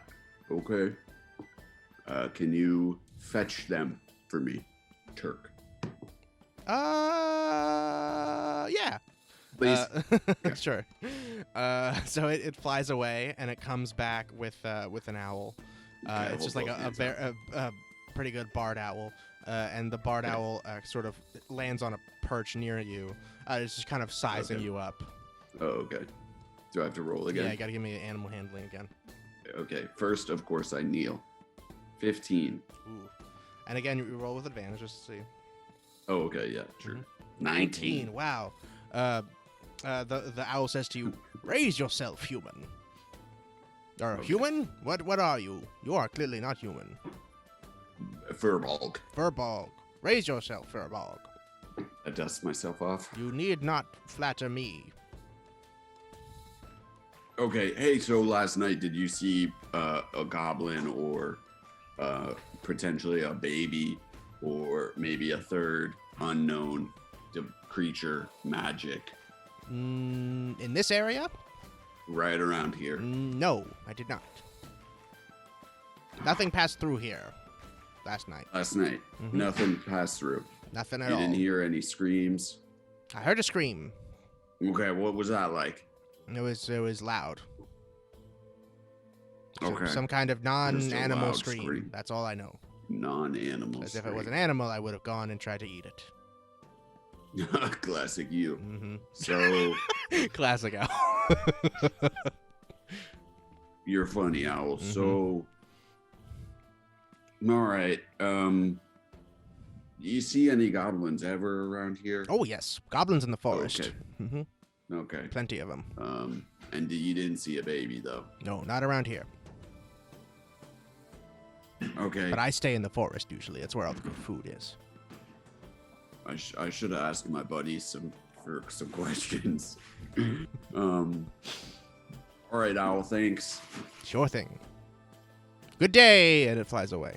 All right. Do you return to your comrades? Yeah, I'll walk back. All right. Turk returns from the forest, having befriended 2 separate birds. What's everybody else doing? Everybody just waiting to go to Morpheus's house? Morpheus or Mercer? We're going to Mercer. I don't know which one you're gonna go to. No, which one did Seedberry say? Was it Mercer or Morpheus? Oh, he said that he saw Morpheus on his back porch. Gotcha. Mm-hmm. I'll go to Morpheus's. Yeah. Everybody? Head to the back entrance. Oh, you if go to the there is back one. entrance. Yeah, he has a little back porch. It's just like a standard screen door. It looks like. Is there anything you're looking for? You want to do back here? Just in case. Oh, so you're just gonna wait back there? Mm. Okay, cool. Awesome. So everybody else goes around front.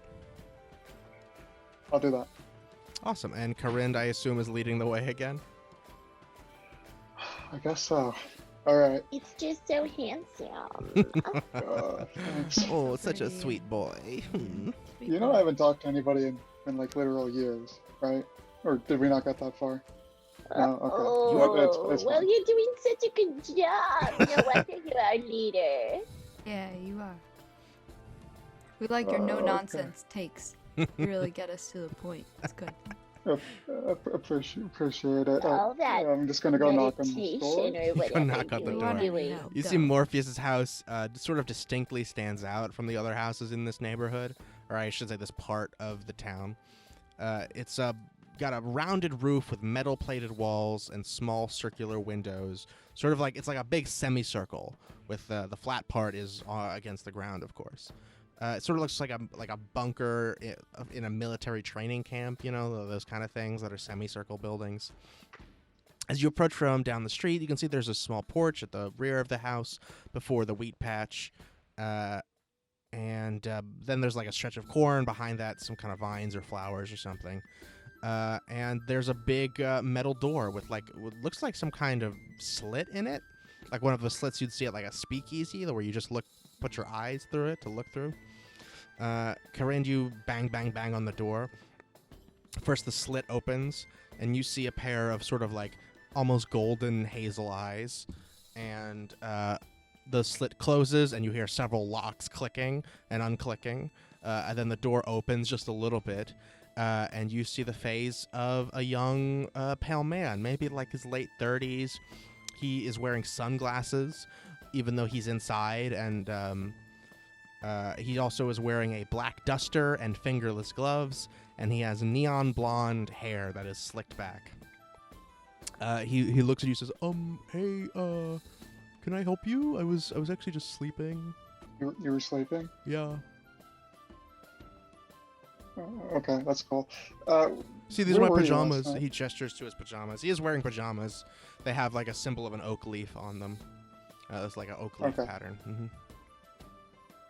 So we're investigating what happened over at the Dilby farm. Oh yeah. That was really sad. Yeah. It was. Do you have any information about that? Well, I mean, I can tell just what I told the Contis, which is, I was at the dinner party Please. from about 7 p.m. to 9 p.m. We had a good time. They have made some good homemade pizza. We saw the baby. Gabriel asked to see the baby.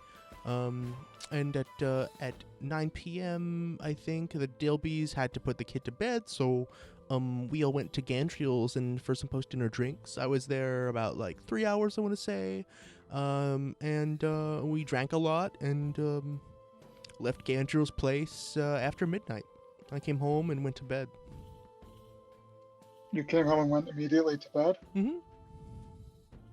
You didn't stay out on your porch for a little bit? No, I don't think so.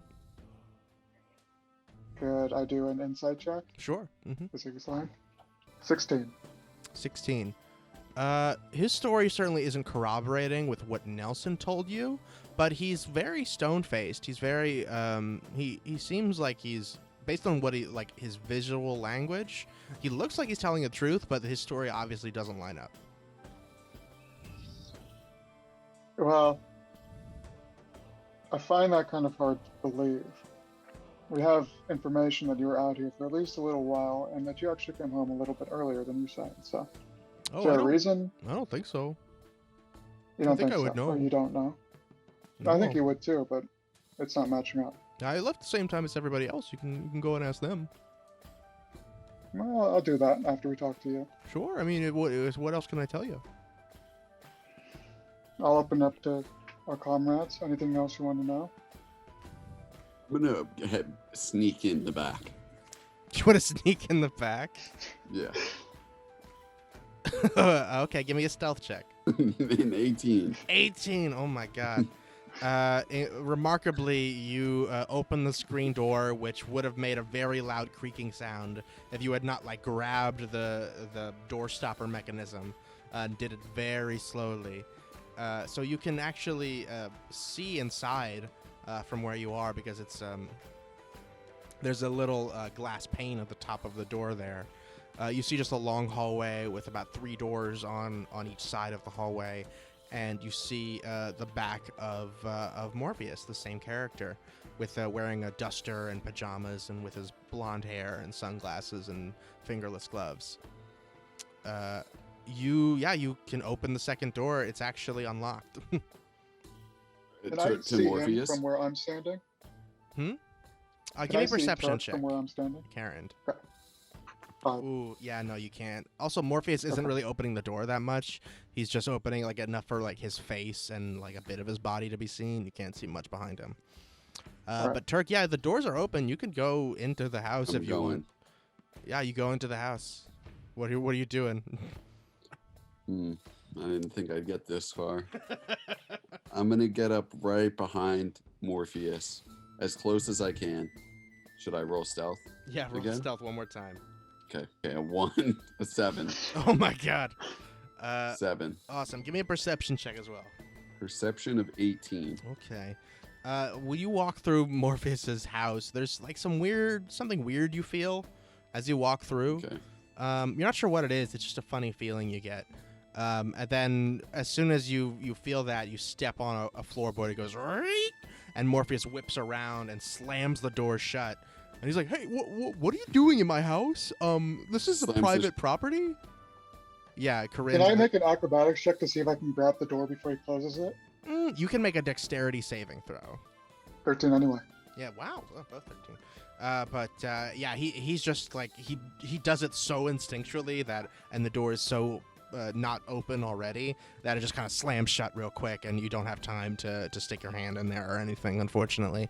But now he's rushing towards you, Turk. He's like, what are you doing? Please get out. I say, we know. We No. know, Morpheus. You want to give me persuasion? Yeah. I don't know what you're trying to tell him that you know, but you're trying to convince him of something. Yeah. I rolled a 17. Damn! Wow. He's like, I don't. What do you think you know? I don't. Would you please get out of my house? We Listen, know I'll about the talk to you, but baby. you can't get in my house. We know about the baby. I don't know what you mean. All right. Sorry to bother you. Oh, okay. I turn around. All right. Well, But thank then you. I whip back and look at him. What? And you look back at him. He's like, "Listen, I don't want to get all like physical or anything, but like you gotta leave, or I'm gonna call the Connies on you." Where were you last night, Morpheus? I told your friend. I assume he's your friend. Are you with the people out front? You're lying. What? You walked into my house. I'm sorry about that. Okay, I don't forgive you. Please leave. Okay. Turk sadly leaves. He leaves and he locks the door this time. The back door. And then a couple moments later, he comes back to the front door, and he's like, sorry about that. Was that Fearbog with you?" Oh, Is a what? Fearbog in there? Yeah, Fearbog just walked through my back door. What's a fear Are you okay? Yeah, I'm okay, but like he was asking about the baby, too. He's not with you? Oh, he sounds like a No. prime suspect. You'll have to let us know where he went. He just went back out that door. He can't be too far if you want to look for him. Oh, well, Karen, would you, or someone, Beryl, someone? I'll go look. You Can't- folks stay here. All right, Edwina and Beryl are still there. And Kira and you go and talk, and you find Turk just sort of, I guess, solemnly walking around the house. Having been dejected by Morpheus. Edwina and Beryl, what do you want to say to Morpheus?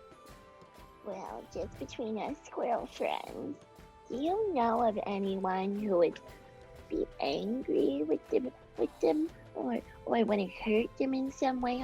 Are they in a debt they might be embarrassed about? Not that I know of. You mean the Dilbies, right? Yes, please. No, I mean, we're not that close. I mean, I grew up around here, and so I knew them because they've been here a while, but I've never known them to have any enemies or anything like that. Or to- Sure, and would you tell me who is at Gandriel's house with you? Because you all will make excellent alibis for each other, and I just want you to be able to go on your way. Oh, sure. Yeah, it was me and the two Mercers, and Gandriel. That was it. Okay. Was there anyone else at the dinner party who didn't end up going over with you all, aside from the Dilbies, of course? Oh no, just the Dilbies. It was just just the six of us Alright. at the dinner party. 7 if you count Ricky, I guess. What? Oh, well, that's a little depressing, young man. That's a little depressing to make a joke like that. Oh, I you know? didn't mean to make a joke. I was just saying because she's little. I don't know if she wasn't at the dinner party, but she was there. She wasn't eating dinner well, with perhaps- us. This child Perhaps is I'm- missing. I know. I'm know, sorry. but I'm trying to we are a help. little- Hey. A Fearbog just I'm walked through gonna- my back door. I'm sorry. Could I roll an intimidation check? Sure. Yeah. Oh, Tell me how no. you're intimidating him. Just, I want to glow my eyes Ooh, and okay. get all celestial up in here. Okay. Just freak Sure. them out a little bit, and I'll be like, did you take her? 20. Dirty 20. You got a dirty 20? I got 17 plus 3 Damn. intimidation. He's like, geez, okay, Yeah, I didn't do anything, all right? Please, I mean, I'm very nervous right now. I'm not used to being questioned like this. Please Okay, leave, okay? I put him down. I understand, but I'm saying, hey, before I leave, I'm gonna turn back and say, did you hear any goblins or any screams last night? Around 11 p.m., 11:30 p.m. No, I didn't. I don't think so. But I was pretty drunk, to be honest. Huh. Oh, really? Mhm. You were pretty drunk, eh? Had a lot of wine over at the I was So the- drinking absinthe. absinthe. I drink so, absinthe, yeah. So the Dilby, the God. Dilbies, do they like to drink or? They had like one glass of wine at dinner. Gandriel brought some nice elvish wine. And you don't know anything about this forest? Anything that goes on with the goblins over there? Oh, the No forest? I love the association? Fey Forest. I'm a big You fan love of it. like elves and Eladrin and like elvish culture, you know? Oh, sure. We don't really need to get into that right now. Mhm. But good to know. Thank Mhm. you. Sure. And I put him down. Okay. Well, thank you. I'm really intimidated right now, so I'm gonna go. So he's very slowly close. Sorry, what? Oh, you poor little angel. I'm sorry we scared you. Would you like a hug? Yeah. Not right now. I'm kind of scared, so I'm just gonna close the door now. Okay. I Okay, understand. you go make You yourself a take your cup of space. tea. Mhm. Go back to sleep. I get it. Okay. Okay, thank you. I'll walk away so you're not. Oh, thank you. And he closes the door on you. So- He's just speaking very Oh. slowly as he's closing the door until it's just like his eye there and it's fully shut. Ugh. Oh, Elf. that poor young little Weeds. awkward goth. What's I next? feel like Where do you want the to go, last Edwina? person we should talk to is Gandriel. No, she was the Yeah. one who hosted this delightful little after party, and if she checks everyone out, then I think everyone is checked out. Makes sense. I'm with you. Let's go. Where's the boys? Hooty hoo! Where's the They probably boys? made their way around the Boys. corner at this point, Turk and Karen. Hey guys, I'm gonna stay outside for this one. I think. What happened? Nothing. I don't want to Well, talk about it. Okay, well, I'll take your word for it, Turk. I'm sure you're learning and growing. Thank you, Miss. Oh, you don't have to call me Miss. You can just call me Eddie. Sorry. All right, well, off we go. All right, off you go. You guys go up to Gandriel's little cottage. And this one like isn't really a house, it's a cottage. It's like got beautiful stone walls, a nice little chimney out top, like kind of like a thatched looking roof, and there is a garden that is clearly like very overgrown, but in a beautiful, very natural way. Like it's got lots of flowers blooming, but they're seemingly allowed to just like grow wild, and there's just one little path that leads up to the doorway. Who's knocking this time? I guess I will. Karen, again. So the door is opened by a short half-elf woman. She's got her hair back in a ponytail, and she is wearing a very nice sort of like robe-style dress with like a one of those just like cloth belts cinched around it. It's very cute, very summery with like a leaf pattern on it. And she says, "Hi, how are you?" I'm good. How about you? I'm great. What can I do for you? We're actually here about the missing child of the Dilbys. Oh, yes. Oh, Ricky. Oh, yes, I was so sorry to hear about that. Please come in, come in. She opens the door Thank for you. you and gestures for you to come in. I'll go in. Is your friend gonna come? She's gesturing to Turk, who I assume is standing a couple paces back. Do you want to come in? Do you want to come in? I kick some dirt. Oh. Why don't we leave Turk Kind of outside look for at now? the ground. Okay. Oh, there, Turk. There. Come on inside. Edwina's got you. And Edwina's gonna go and reach for his Okay. hand and I lead him put the inside. dirt I kicked back, and I Aw. take Edwina's hand. That's nice. Very good. Yeah. Edwina leads you inside. And she's got a very cute little home. There's plants everywhere. There's shelves just full of plants. There's plants in the kitchen, plants in the dining room table, plants on the coffee table. She leads you over to, like, there's two love seats sitting across from each other. It's a little crowded for you guys because with Turk's width. But you can all fit on the one little love seat couch. She sits across from you. She says, "Can I get you guys any tea or anything? Like anything you want?" Oh, well, I would love a cup of tea. Thank Oh, you so awesome. much for offering, young Of lady. course, I have. Actually, Yeah, what do you want? can I use your bathroom? We've had a lot of liquids on this journey, and I just do you have Oh, a sure, yeah, of course. place Just for me to pee? back there to the left, just Excellent. past the stairs. Beryl goes to the bathroom. I go to pee. You go and, pee. and to investigate. Okay. But on my own, you know. Awesome. Yeah, you see there's a stairwell going downstairs to like a basement of some kind. But otherwise, it's a really tiny apartment. Just kind of like a one bedroom. Like it could be like a New York studio. But it's like a little bigger than that because it's got walls and stuff. And there's clearly a basement of some kind that you don't really go down. But yeah, it's very nice, very quaint. Lots of cute. There's a cute little wall hanging in the bathroom. It says "Live, laugh, grow" or something. Nice. Yeah, I'm back. it's very cute. Is there anything? She's like, all right. So what can I tell you? How can I help? Well, I'm sure you've heard about Ricky going missing. Of course, yes. I was out there looking for her this morning. Oh, you were? Where were yeah, you we all looking? were. Mm-hmm. Yes. I think Morpheus was sleeping in, but he did help her later. Could you tell us a little bit about, from your point of view, what happened last night? Oh, for sure. So we came back to my house around 9 p.m. Had a great dinner. I got to see Ricky. Very cute. She's adorable. Yeah, so because the Dilbys, they're a little older than us. They usually go to bed early, and also because the baby. So we came back here for some drinks. I broke out another bottle of my Elvish wine. I think Selena and I had wine. Kazan had a cocktail. Kazan and Selena are the Mercers.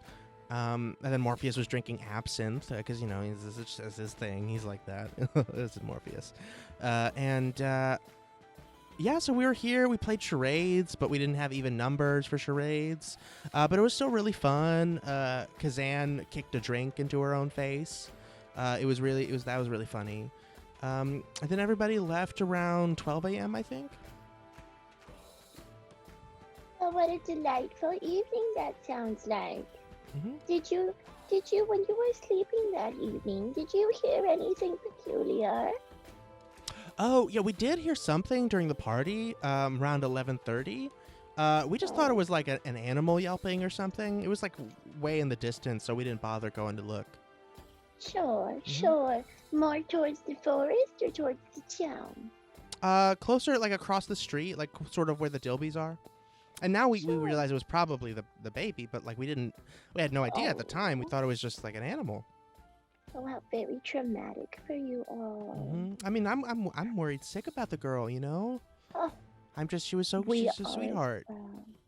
Well, one other question I wanted to ask you is, has there ever been a sort of incident like this? Perhaps not a kidnapping, but another very strange sort of, a goblin behaving badly?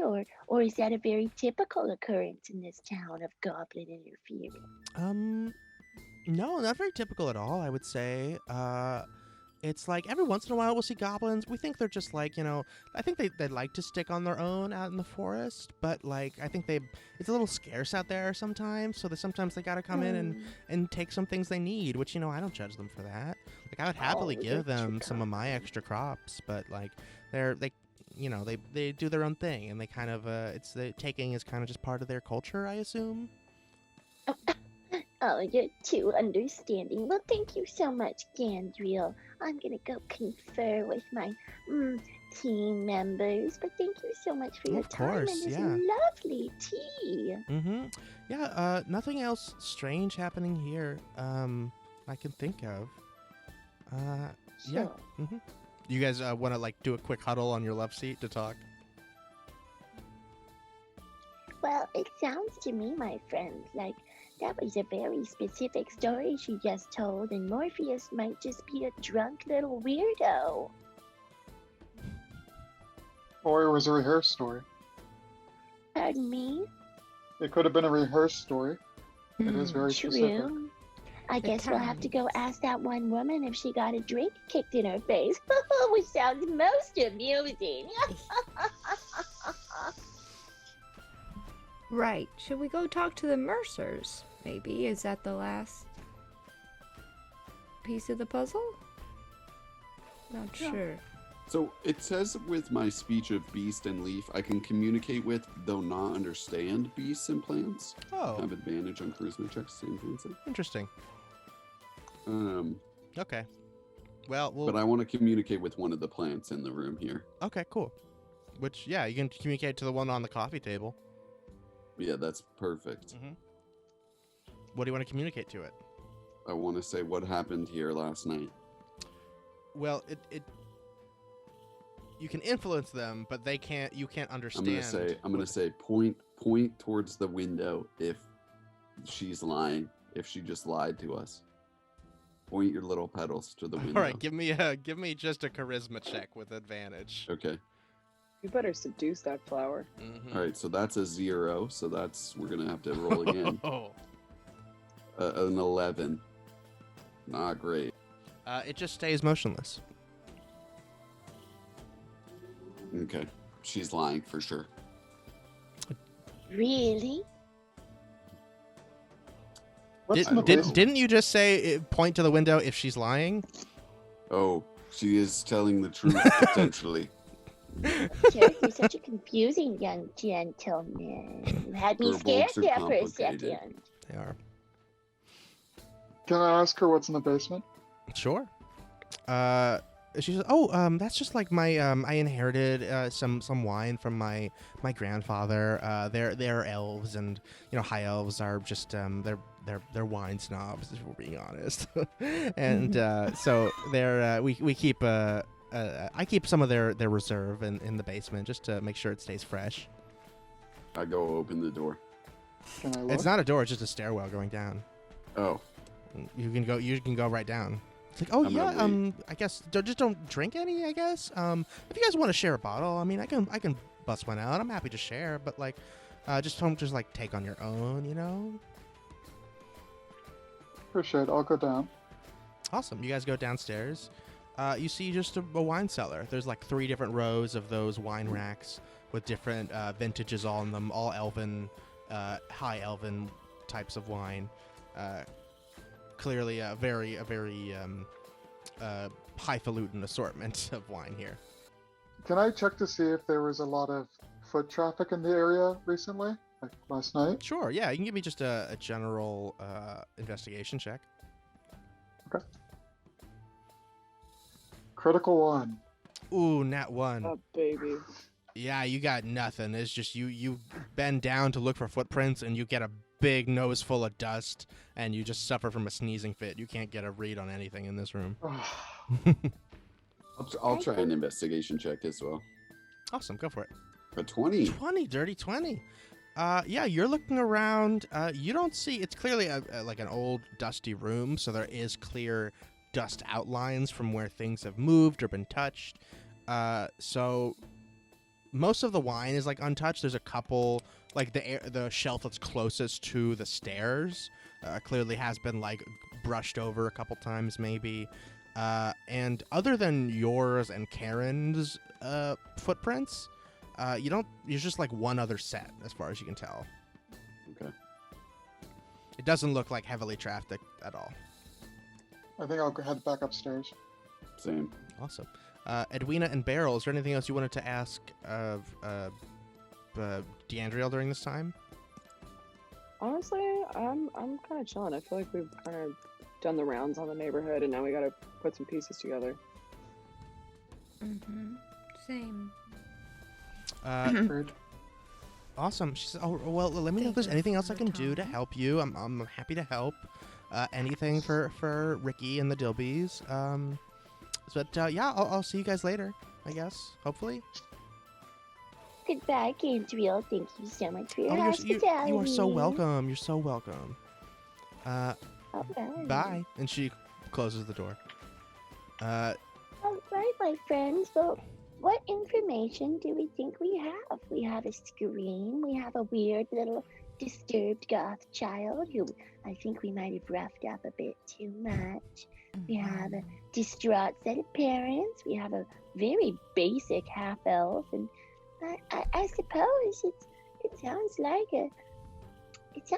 we need to go into this freaking forest and see what happens. Have we been to the Mercers? You have not. Should we go to the Mercers? Or Oh, should I we guess just we should go to the forest? Mercers. Yeah. Do that real quick, then pop into the forest. Check out the goblins. I'm down. Awesome. Where's the Mercers? Right. Okay. Yes. You go to the next door over, the Mercers. Kazan and Selena, right? Indeed, that's correct. It's a big brick house. Is Karen opening the door again? Yeah. All right, He's Karen door there. knocks. The door is answered by a two dragonborn women. One of them is solid black. The other one is a shiny coppery color.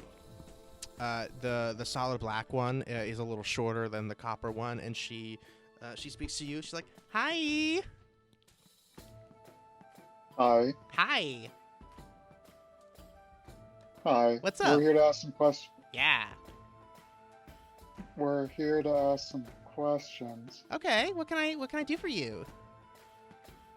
Or you could answer some questions. Okay, what kind of questions? Where were you last night? I'm sorry. What can I ask this? What's this in reference to? I mean, I'm sure you know what's happening in the neighborhood. Oh, you mean with Ricky? Are you guys are looking into that? Yeah. Okay, great. Oh, sure. Do you guys want to come in? Yeah, come on in. I guess. Sure. She opens the door for you. I mean, you don't have to. No, I would love to. Okay, come on in. She leads you inside a very sort of starkly decorated apartment, or home, I should say. A big brick building that they live in. There's a lot of art. Or you should say the scarce art that there is all of either dragons or dragonborn women. Some of them are rather what's the word? Not sexy, but like sexy. What's the word? Erotic? Erotic. Yeah, some of them are vaguely erotic. But yeah, there's not much art other than that. They bring you into their little seating room. They have just kind of like 3 different comfy chairs and then a couch. They sit on 2 of the chairs and they gesture for you to sit on the couch across from them. They're like, "Hey, so what can we do? What can we help with? What we gonna answer questions?" That'd be great. Okay, Can you great. tell me what happened last night from Oh, your sure. perspective? Oh yeah. So we were we always go to the Dilbys, their parties every Friday, or I guess every other Friday, and it was a good time. We saw Ricky. We got to play with Ricky a little bit. She's this very sweet girl. So they then we went to Gandriel's house. We had drinks around 9, I want to say. And 9, is that right? And she turns to the copper dragonborn. The copper dragonborn does signs to her, and she says, yeah. Okay, so it was around 9, and then we went to Gandriel's house. We had some more. I had some wine. Kazan here had a cocktail. Gandriel always very, very generous with her home and her spirits. So we played charades, but we didn't have even numbers for teams, so we all played one-on-one, but it was still really fun. Kazan kicked a drink into her face. It was really funny. And Morpheus was there the whole time, and that's about it. We did hear a scream around 11:30, which we now kind of figure was the baby, but at the time we didn't realize it because it was very far away, and it was kind of just like a faint noise. So we all left around midnight, got pretty drunk, and just came back here. You all left at the same time? Yeah. You sure? Yeah, did we? And she turns to Kazan. Kazan signs something in sign language, and Selena goes, yeah, we did. I think so. According to our memory. I do an insight check to see if they're lying. Sure. Yeah, let's have everybody do an insight check. 17. 21 for Edwina. Mine wasn't good. Ooh, 19 for Jenna's character. So everyone knows but me. Yeah. Not quite. So Karen, she doesn't seem to be lying to you. There's nothing about her that she seems to be very upfront. She seems to genuinely care when she's talking about Ricky. And there's nothing about what she said that stands out to you. But for Edwina, and same thing for Jenna. Beryl. They seem to be very upfront and honest. And but the one thing that Edwina notices, I think maybe because she's a little more attuned to, people. She's very people oriented. She's social. She likes meeting and listening to people. You heard Selena say something that you heard before that kind of sticks out to you. You heard her say the same thing that Gandriel said, which is, we didn't have even numbers for charades. I know you've been keeping track, Beryl. Who else was said to be at that party? It was Gandriel. Oh, so Gandriel, Kazan, Selena, and Morpheus. So that would be even numbers. So that means there was maybe one other person there. Morpheus Also, how wasn't did the there? drink get kicked into her face? Very interesting. Okay. So you also can tell, everybody other than Turk, who is just, I think, staring out the window right now. You saw a butterfly and now you're distracted. Everybody, you can all tell they're being genuine, but you can also tell that specific thing that they said doesn't line up with the other things that they said. Could you remind us again who was at the dinner party last night? At the dinner party, and then who went to Gandriel's, please? Did someone join you at the second one? No, it was so at the dinner party, it was the two Badilbees, us, Selena and I, or Kazan and I, and Gandriel and Morpheus, and so then at Gandriel's, it was Gandriel, Morpheus, and the two of us. So how could you not play charades with even numbers? That seems pretty even to me. Oh, yeah.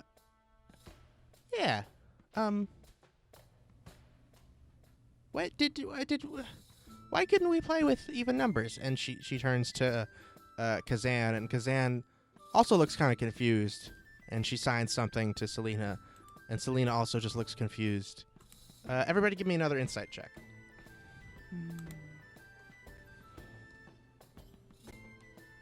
19. Ooh, 20. Edwina's crushing it. So again, Corinne, Turk's still distracted by that butterfly. It's real pretty. It's like a monarch one. Pesto poop. But Jenna, Edwina, and Corinne, you can all tell they're not lying to you. They're not trying to hide anything. They're genuinely confused by what you just pointed out to them. It seems like there's some fog. There's something that they're confused as to why what they're saying is not adding up as well. We were. Morpheus was there the whole time. Sorry, what? Oh, I didn't say anything. No, someone said magic. I'm saying mattress. Yeah. Mattress. Oh, you sounded mattress. Mattress. Yeah. Oh, you sounded absolutely mattress down after that night. Ready to go to bed. Yeah, I mean we did. But it's I don't know. Maybe it was the alcohol, but we. No, I don't know why. Because Morpheus was there the whole time, but we didn't have even numbers for charades. I don't know. I'm sorry. I'm having trouble. It's all right. Hey, where do you think we would go about looking for goblins in the forest if we had to, say, for example? To go. I don't know. I think I would just start wandering, and eventually you probably find them. We don't really go in the forest. It's kind of dangerous. Sweet. Well, thank you for your help. Sorry you're to welcome. confuse you. We'll get to the bottom of this. Here's Sure. my card. Oh, thank you. Is there anything else we can tell you? I don't think so. No. Okay. Well, all right. Well, have a good day. You said that Ricky is a sweet girl. Yeah. What do you mean by that? Yeah, she's just a cute baby, you know? Okay. Just interesting. A couple of you mentioned specifically that she was sweet. Yeah. I mean, we're not going to eat her. I mean, she's just nice. Oh, all right. Okay. I mean, unless you try to Checking. touch her, but yeah. Yeah, some babies are weird like that. I mean, if you try to touch her, she screams. Oh, yeah. Right. Thank you. But she still would play with us and stuff. We rolled the ball back and forth. It was really funny.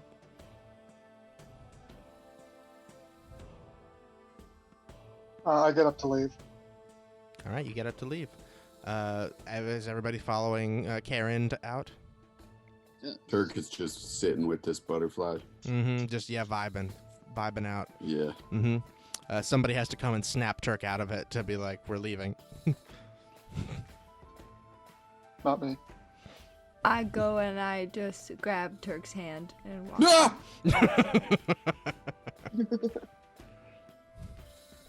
Turk's upset now because the butterfly flew away. Oh, it did. Yeah, you lost sight of it now. Mm-hmm. It's okay. All right. You guys leave the Mercer house? Mm-hmm. To the forest? Let's not do that quite yet. I think we should talk for a bit. Okay.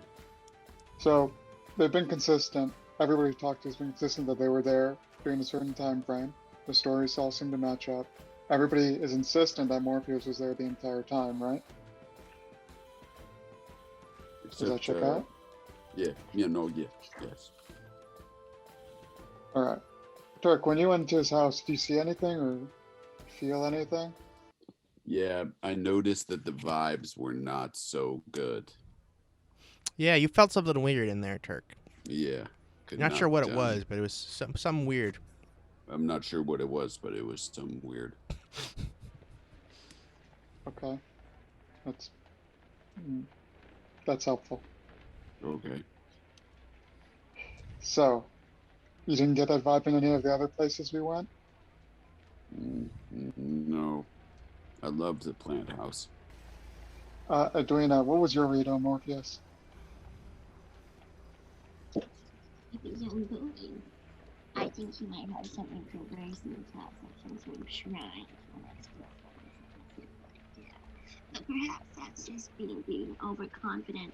I think before I start pointing fingers at any of these little townspeople who I'm sure have perverse, weird little secrets of their own, that I would want to go and investigate in the forest and see if there was some more information we could find, or perhaps try to track the little crew.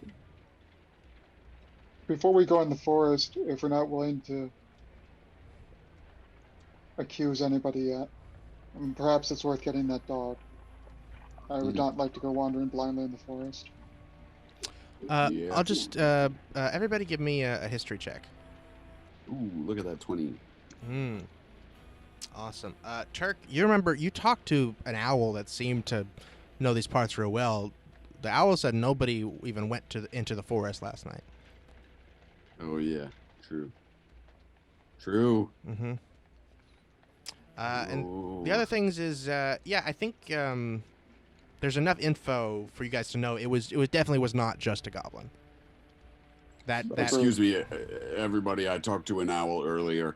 I realize I don't think the forest is relevant to our search for the baby. Did we go back to Morpheus? I don't trust Morpheus as far as I could throw him. Which is Me far. neither. Which is pretty far, yeah. Mm-hmm. He's a slight man.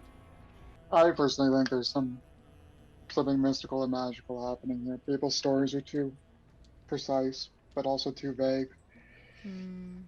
Morpheus is the only person who didn't let us in. I think we go back there. I'm down. Would we know? What do you think? Yeah, go ahead. Sorry. I would like to at least first get the little dog, because maybe then, even if we do go back to one of the neighbors' houses, it would smell like the baby had been there, and it shouldn't have been. True. Okay. So one other thing from that history check, Karen, that you remember, is that a couple things that you're thinking about as you're comparing all the stories together. In the same way that both the Mercers and Ganjil said that they didn't have even numbers for charades, but also said that everyone was there the whole time, they both also mentioned charades. Morpheus did not mention charades. And furthermore, Nelson Seedberry said that he saw Morpheus out on his porch around a little after 11:30. Whereas everybody else said that he was at the party the whole time. So just to highlight those other details that aren't adding up. I think you're remembering those things. Thank you. Mm-hmm. How do we want to play this? I prefer not to use violence, but I don't know how so it's going to go down. You still want to get a dog? But yes, I want to go get a dog. You want to go get a dog? Awesome. You can go and we can fast travel that. You go and meet with Wilfred Stablemaster, who is over here in the east part of town at a farm. He has mostly just like grazing area for cows and horses and burrows and that kind of thing. But he also has a couple dogs, and he's willing to lend you one of his mastiffs for a price. Well, he'll just say you can have him for 10 gold for the day. 10 gold. Mm-hmm. Oh, For the whole day. No, yeah, man. Well, For the I mean, whole day. Absolutely ridiculous. I will take 7 and nothing more. all right, deal. He reaches out to shake your hand. Well, thank you so much. It's always a pleasure doing business with such Of course, kind just individuals. just make sure he's back by the end of the day. I bee spawned with the dog, Mm-hmm. Oh, you beast and I spawned. say, is this a good master for you? Oh yeah, he's real. He gives me food. Yeah, go so good. Okay. I pat him and I give him some little meat I have in my pocket. Oh yeah, so good. You give me food too. You're very good. Yeah. Oh What yes. is this lovely creature's name? What's your name, Doug? They call me Martin. Okay. Oh, Martin. Come here, you cutie. Ah, I like that. Thank you. You can't understand this, Edwina, but Turk can. I see a happy wagging tail. Mm-hmm. Yes, he's very happy. And you guys bring this dog back up to the north of town. And what do you want to do? Just let him sniff around? Well, I'd like to give him the little owl bear stuffed animal, so he can get some of the scent and then see where he needs to go. Awesome. So, a mastiff has advantage on perception checks, but he does not have great perception. But if you're going to use Beast Bond, are you going to consume that spell slot, Turk? Oh, would that help him out here? Let me see. What is your perception? Yes, because your perception is better than his. Okay, So if I will use it. If you use Beast Bond, you can look through his eyes, and essentially you'll get advantage on perception instead of Let's him. do it. Let's do it. Awesome. So give me that deception with advantage. Perception Not deception. with Yeah, advantage. perception. Sorry, you're not No lying. worries. How do I let me click cast. Okay, I casted it. Mm-hmm. Do I have to take it off or no? Can I cast No, it it should again if I want? just remove a slot for you. Okay, cool. Yeah. Perception. Here we go. And a 1. I say 18 and a 2. That is a 4. So Oof. 18. 18. Pretty good. Pretty good. You smell something.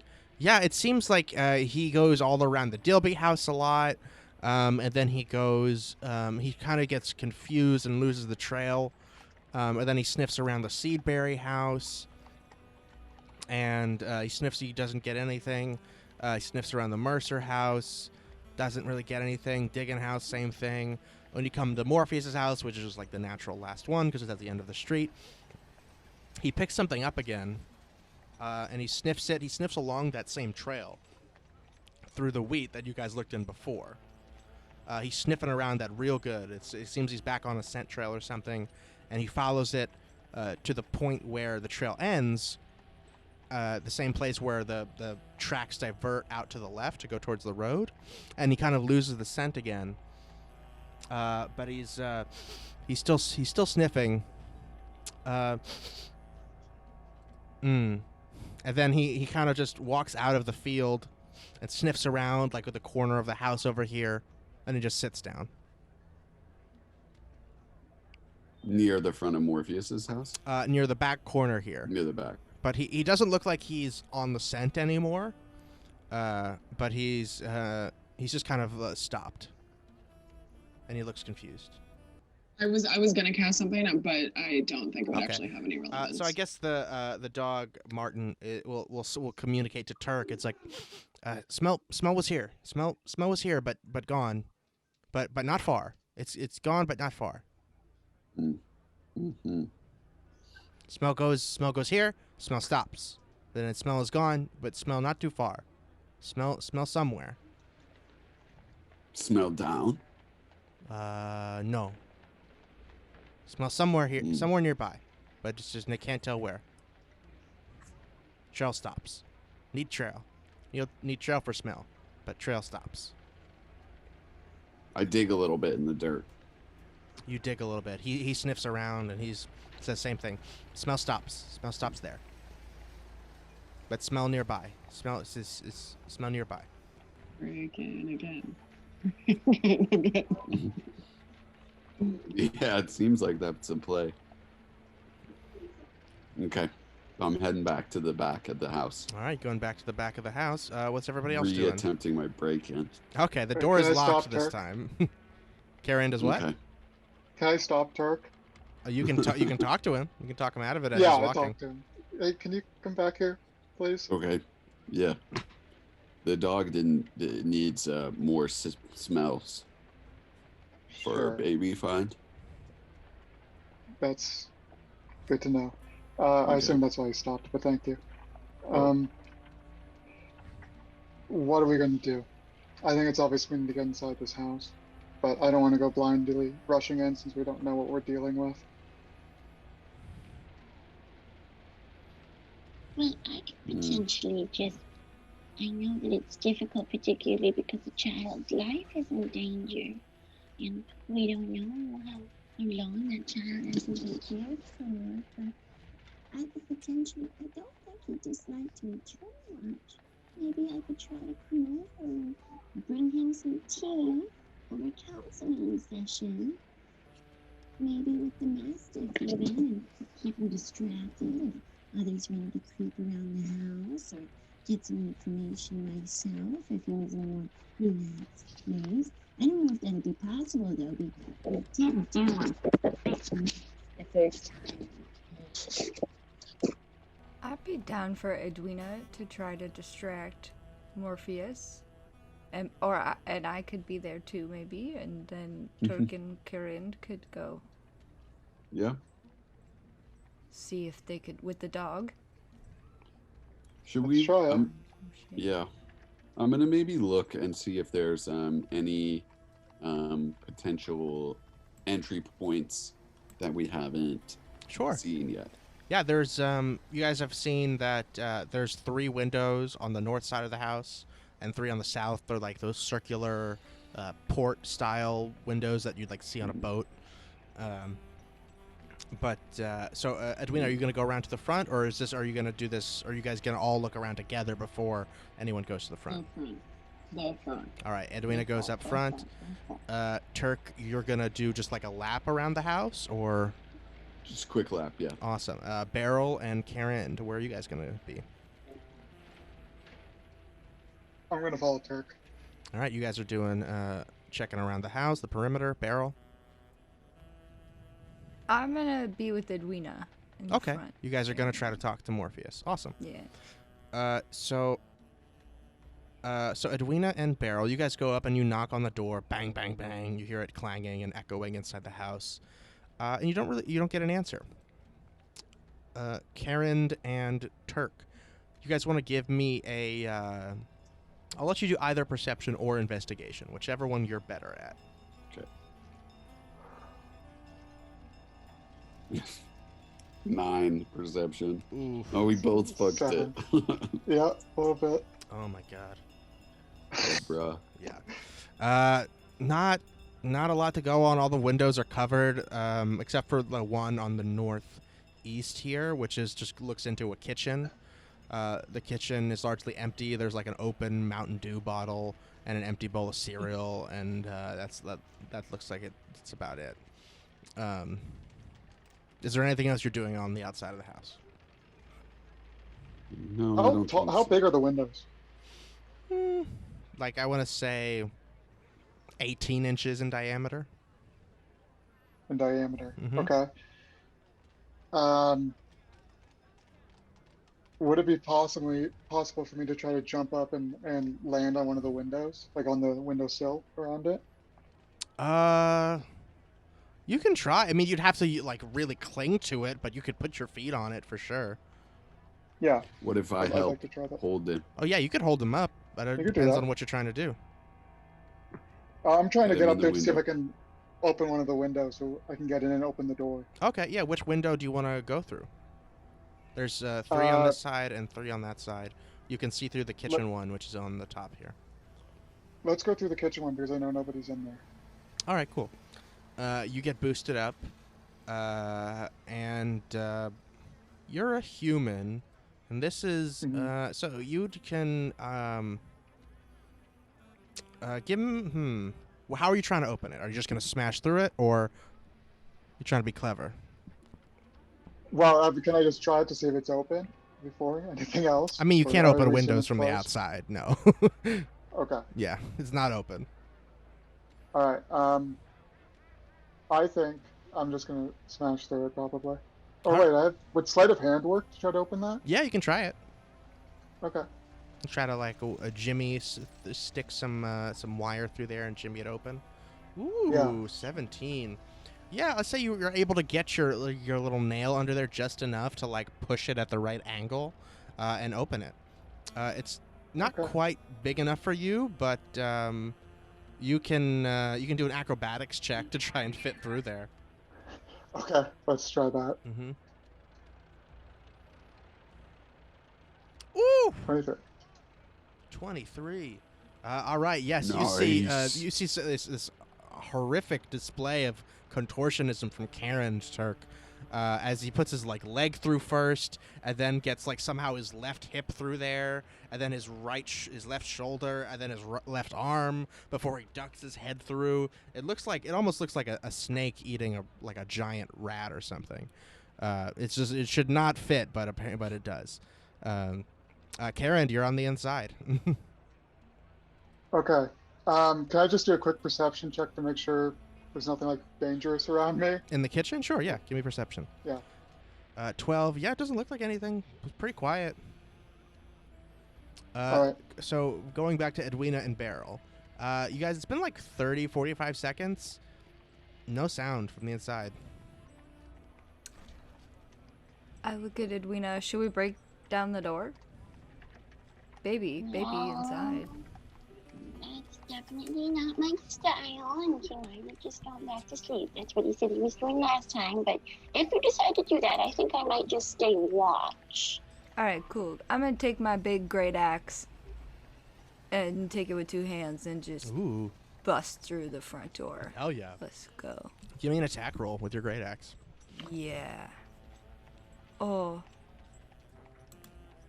Oh my gosh. I love this website. It's so good, right? Ooh, 19. Yes, you cut into the door. Roll damage for the door. 13 damage. Yeah, you get a big gash into this door.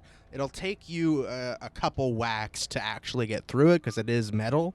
But yeah, you can see through now. You have like a slight little eye hole into the hallway.